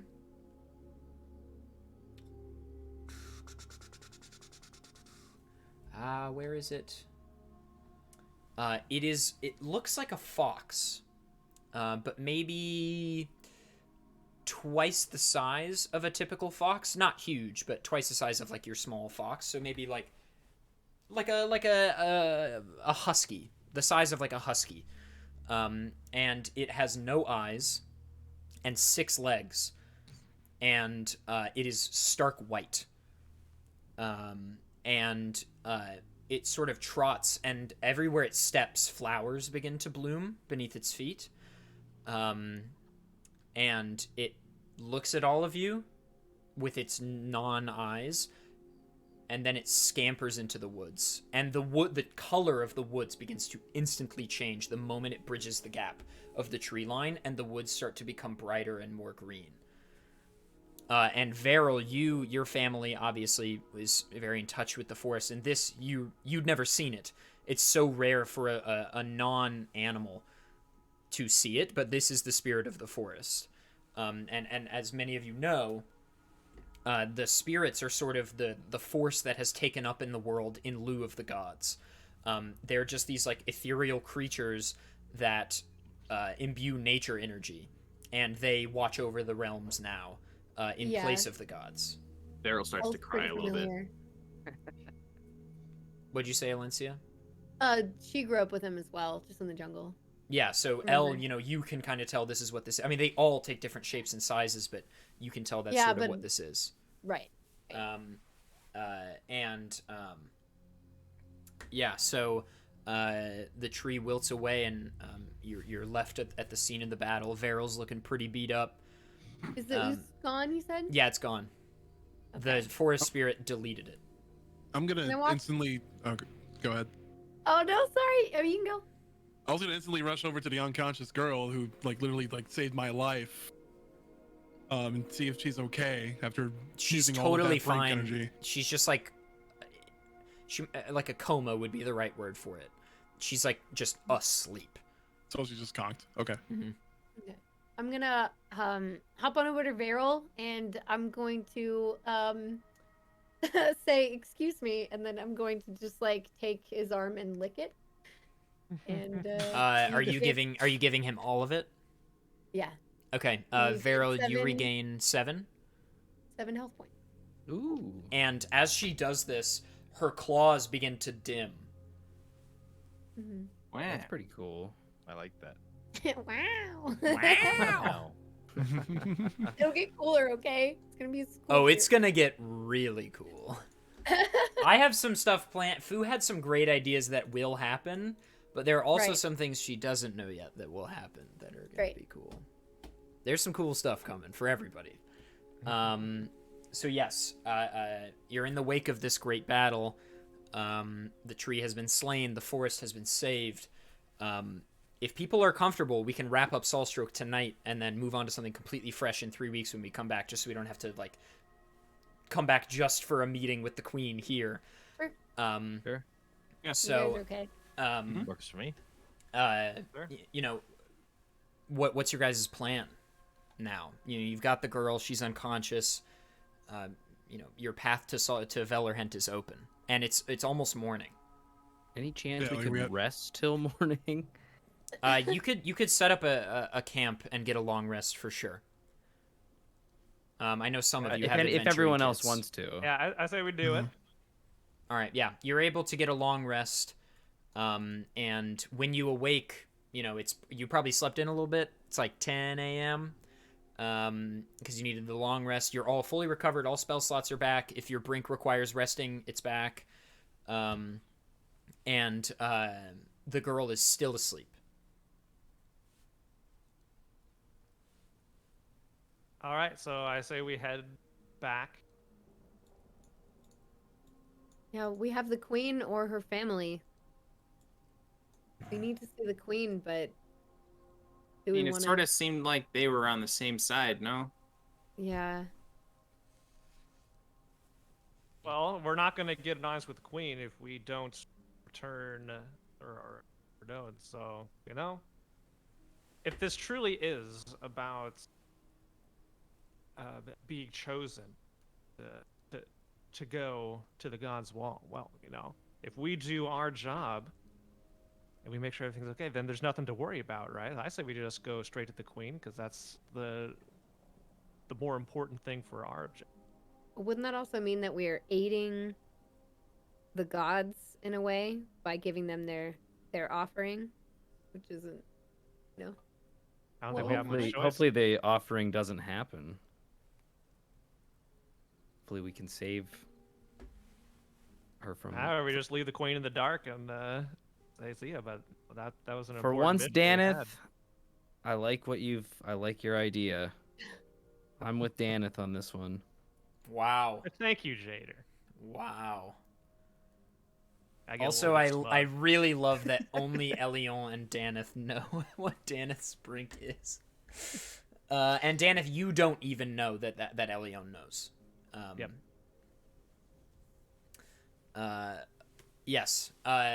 So yeah, this girl basically, and Elion and Hadak are really the only people that saw it, but yeah, she basically like released some kind of brink energy, said a brink ability, and then the small one exploded, and she fell unconscious. But she's out, and it really doesn't seem like she's gonna wake up anytime soon. I suggest that we bring her parents to our meeting with the queen. How Maybe- do we look for them? Yeah, do you Yeah, that's a happen to good know point. where they are? Yeah, that's a good point. No, I'm sure, you know, being chosen as an offering, her parents have plenty of favor with regards to them. I don't think worry about it. Maybe her parents are even waiting at the castle in hopes of her return. It's our best shot, really. Yeah, I said, let's. think that's any our only objections? It's like, are you gonna join me and Jader on our way to the castle? The unlikely duo. The lifelong friendship starts to bloom.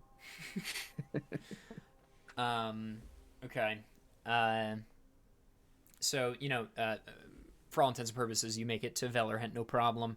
It's about midday. By the time you get there, it's quite nice and summery outside, and you make it up to the keep, the palace at the back of the city, and the guards, same guards as yesterday, see you.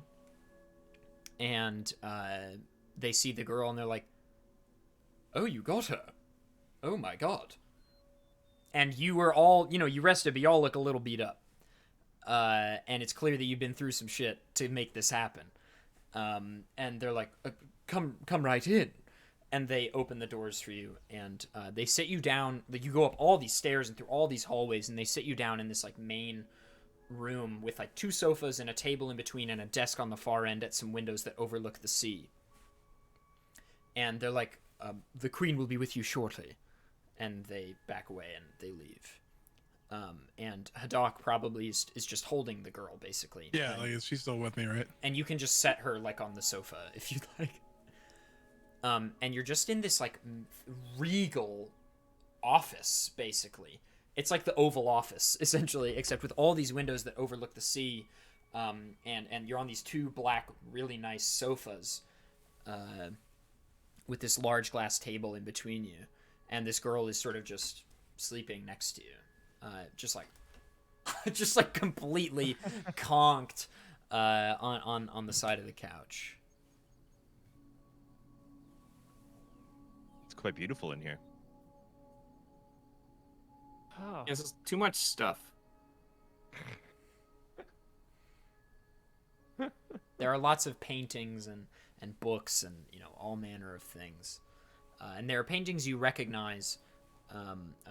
Anyone who's familiar with the history will recognize Katya the First's mother, Stefania the Third, Stefania the Third's mother, Stefania the Second, Stefania the Second's mother, Stefania the First, as well as Stefania the First's husband and like various other husbands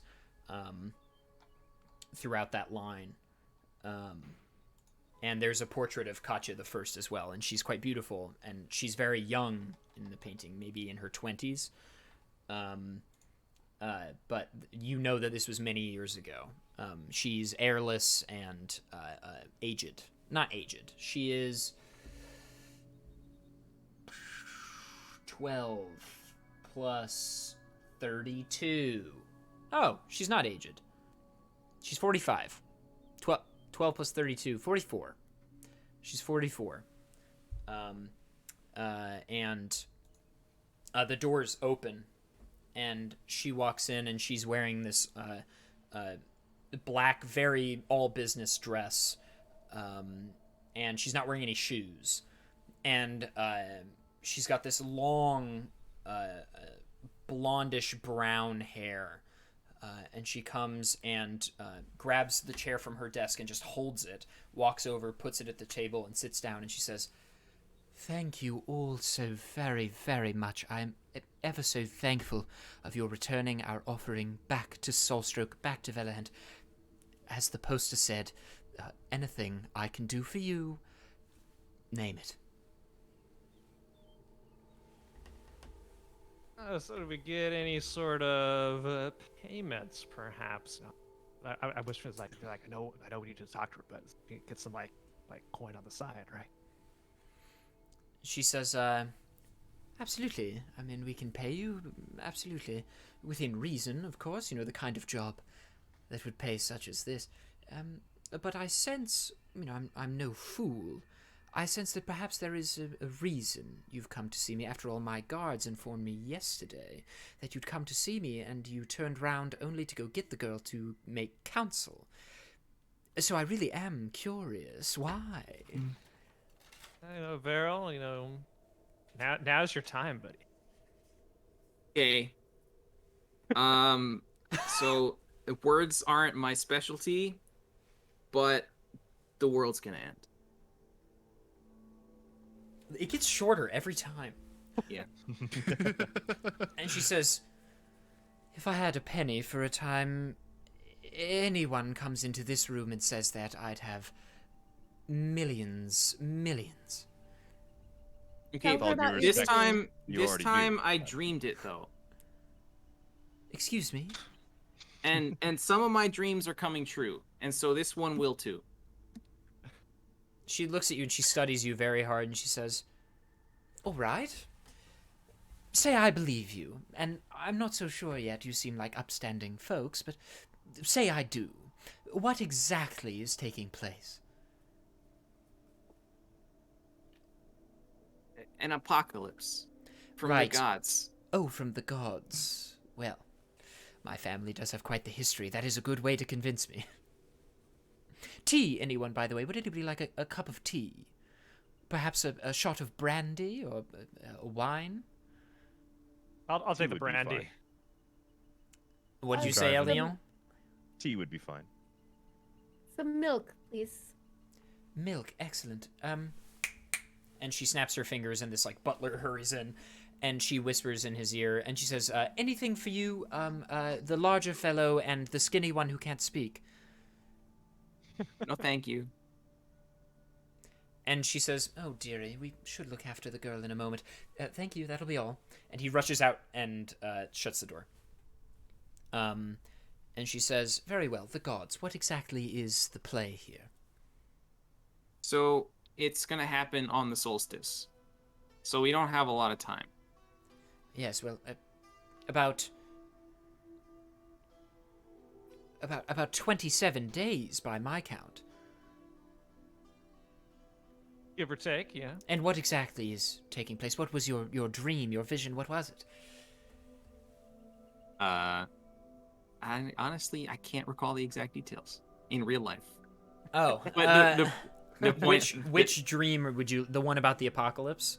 well, so I had the first dream about assembling the crew, and that turned out to be true. Right, okay, and then the so, second one, yeah.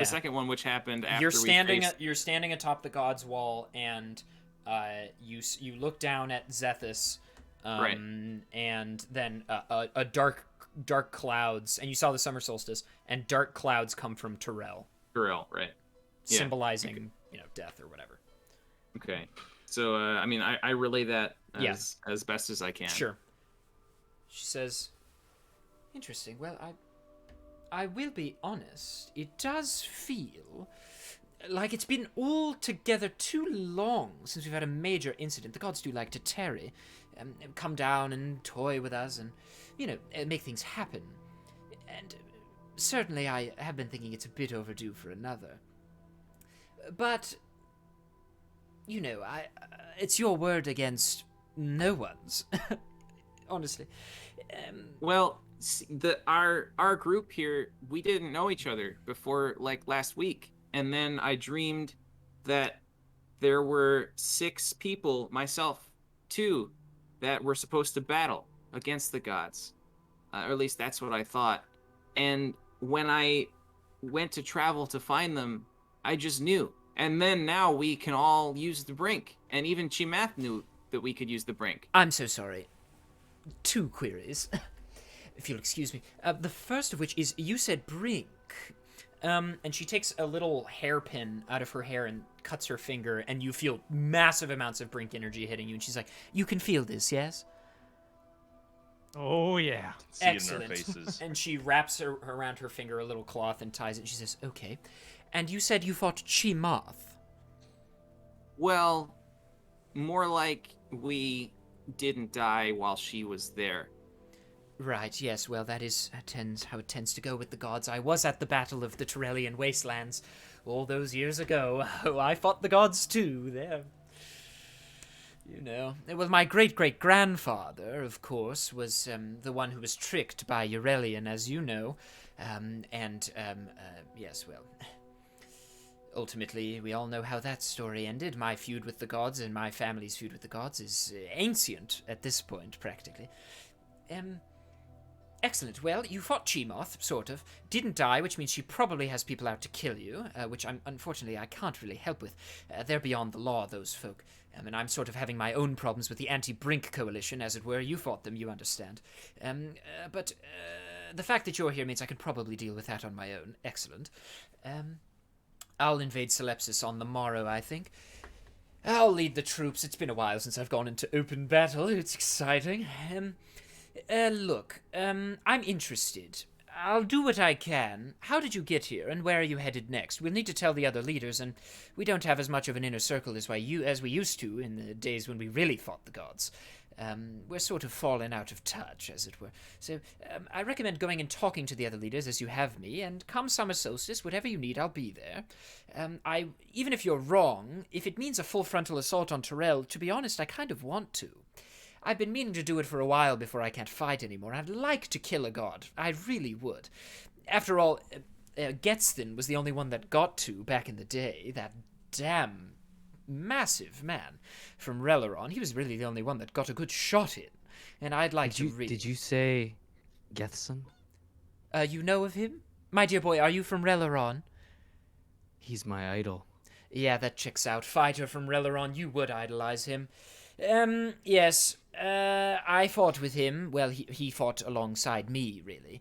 And I more like made an opening, but he did kill Eurelian's only son, that's true. Felled his head right off his body. Anyway, I recommend going to Releron and Dwome and Castash and telling the other leaders about what's going on. Good luck That's where Steven from New York is, anyway. Who? Steven. I don't know who that is. Good luck in Dwome. That'll be fun. Excellent. Excellent. I'm feeling good. In fact, I'll put my people in touch with your people, which is, I'm assuming, you, a couple of days before the solstice, and we'll get this whole thing figured out. Probably leave from Castash. I'm not so sure yet. We'll figure it out. And at that moment, the butler comes back in, and he hobbles over and gives Daneth the brandy, and Elion the tea, and Elencia the milk in a bowl. And Jader, do you want anything? I'm driving, thank you. Steven's rubbing off on you. Oh man. And then he's like, what's going on? And she looks at him and she's like, get out of here. He's like, I just want to know what's happening. And she unwraps the thing and she's like, ready? And she looks at him and she says... Oh, did I not write it? Oh, she says, get away. And he teleports to outside the door. He's like... Oh. And he's like, goodbye. And he scampers off. She's like, anyway... you'd think with a brink like that, I'd be the one to kill the gods, but no, Getsthen with no brink. He takes care of it. Excellent. Whatever. I'm not bitter, I'm not. Right on. Well, you better get out of here and go on your merry way. I can take you right to the dock if you'd like. Or where would you like to go? Can you maybe send us directly to Releron? Unfortunately not. It does have a range, I'm afraid. I'd And prefer that not range to. is... Oh, it's in here somewhere. Where's the leaders tab in the document? There it is. 100 meters. Just, I I can, quite far I can escort you to the I courtyard can if set you like. to the docks, the courtyard, perhaps a bakery in town if you're interested.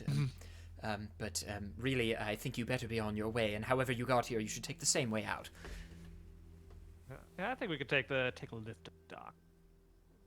Excellent. Well, is there anything else you'd like to ask about? Oh, by the way, come here, and then like 5 or 6 bags of coin appear. And she says, yes, it works on objects, too. I had my butler, Stemmen, he, assembled the money with the drinks. And she hands all of you, we'll say 50 gold pieces each. All about the money.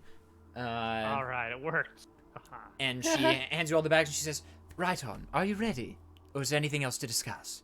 And what of Is the she- safety of the girl? Ah, yes. Well, Celerinia is of course an offering, the official offering of Saltstroke this year. It is unfortunate, isn't it?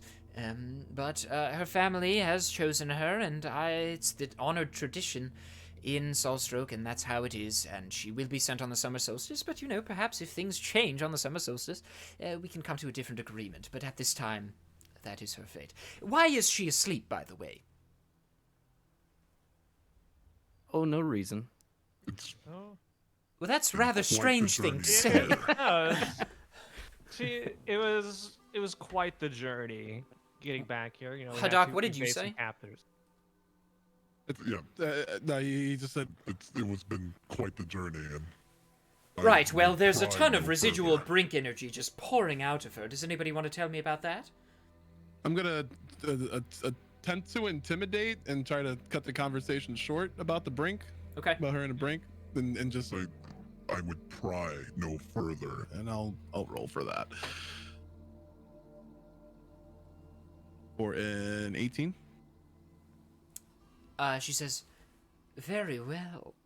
Well, I would say that I'm rather keen to find out what her brink was and why she's like this, but if you don't want to tell me, maybe none of you actually know, which is kind of funny also. Wow, none of you know what it is. She must have done something remarkable. Excellent. I'll ask her about it when she wakes. Well, my friends, if you're all ready and set, I'll get you right on out of here. Does that work for you? That works for me. Okay. Excellent. Yes. Excellent. Ready, crew? Well, get away. Oh, I take the brandy glass with me. Okay. She says, get away, and you blink, and suddenly you're on the docks. And it's kind of jarring. And you're like, huh? And do I still have the brandy glass? Yeah, but you Brandy shake a glass, little yeah. bit, and a lot of the brandy pours out. Like, I just smashed on the ground. Mazel tov. And I suppose you have to call for Arello. Oh yeah, yeah. who has the rock? Haddock has, right? I got Haddock. I got the rock. Yeah. I'm gonna hold the rock out in front of us and just say,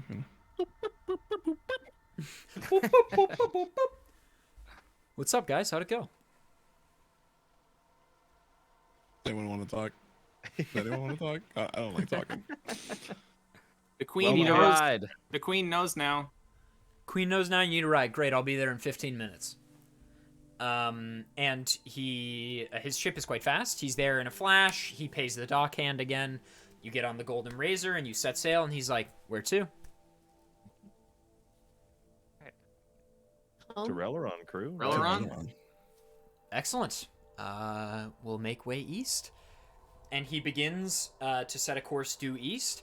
And after about 20 minutes of sort of setting everything up, he comes over to you guys and he's like, all right, well, would anybody like to inform me of what happened? I mean, you're only gone for like 24 hours, so... Suppose a lot happened, didn't it? And just then, you hear off in the distance, and then he stands up, and then you hear splash, and he turns to his right, and he's like, pirates! And he looks to his right, and there's just, like, an armada of pirate ships closing in on the Golden Razor. And he says, right, well, everybody, we'll talk about this later, and, man stations, and get ready for an onslaught. And he runs over to the helm, and this is where we will leave episode 3 of Campaign 2 of Speedrunners and Dragons. Hey. Shiver me timbers. Great. Nice job, everyone. We're a little bit over, so we're gonna just do quick plugs tonight. Just say, I don't know, a fun trait about you. No. Just say something you got going on. I'm adef. You're already here. Just follow the channel. Thanks. Dangers. Mario, he goes fast. Wee hoo. Wee woohoo! That's what I do. Twitch.tv/Dangers. Danny B. Yeah. But Danny, Zelda speedrunner, working on Majora's Mask right now. Glitchless category. It's super fun. Check it out. Twitch.tv/Danny B. Kung Fu Fruit Cup. Hi, Kung Fu Fruit Cup, literally everywhere online. I would have an account, so, but, you know, mostly Twitch. Fun retro things, Nintendo things, me like Zelda. Nice. Bobby. I'm Bobby. I play video games like Mega Man and Castlevania. Can't wait till for the next episode, which is 3 weeks away. Follow Yes. and stay tuned. Twitch.tv/TheBlacktastic. Fant. Yeah, I'm Vance, and you know that tournament I keep on updating you every single session? I'm Yeah. now in the top 8. Sorry for 160. We keep on going. Also, Nice. I'm Go, not as baby. egotistical as Dan is IRL. Twitch.tv/Fant_TV. And Dave. I'm DGR Dave, and I'm learning to play the didgeridoo. Nice. Exciting. Twitch.tv/DGR Dave. And one of these days, we're going to get a blow on the old didge on I'll give you here. a big blow on. Yeah. Oh. Anytime. Oh, whoa. Is that an OWO for Anytime. me? Whoa. I'm gonna do the YouTube outro. Thank you so much for watching. If you're on YouTube, we really appreciate it. Please subscribe and tell your friends about the show. Hit that bell, slap a like on the vid, all that good stuff. Thank you so much for your continued support. We'll be back with another episode in 3 weeks.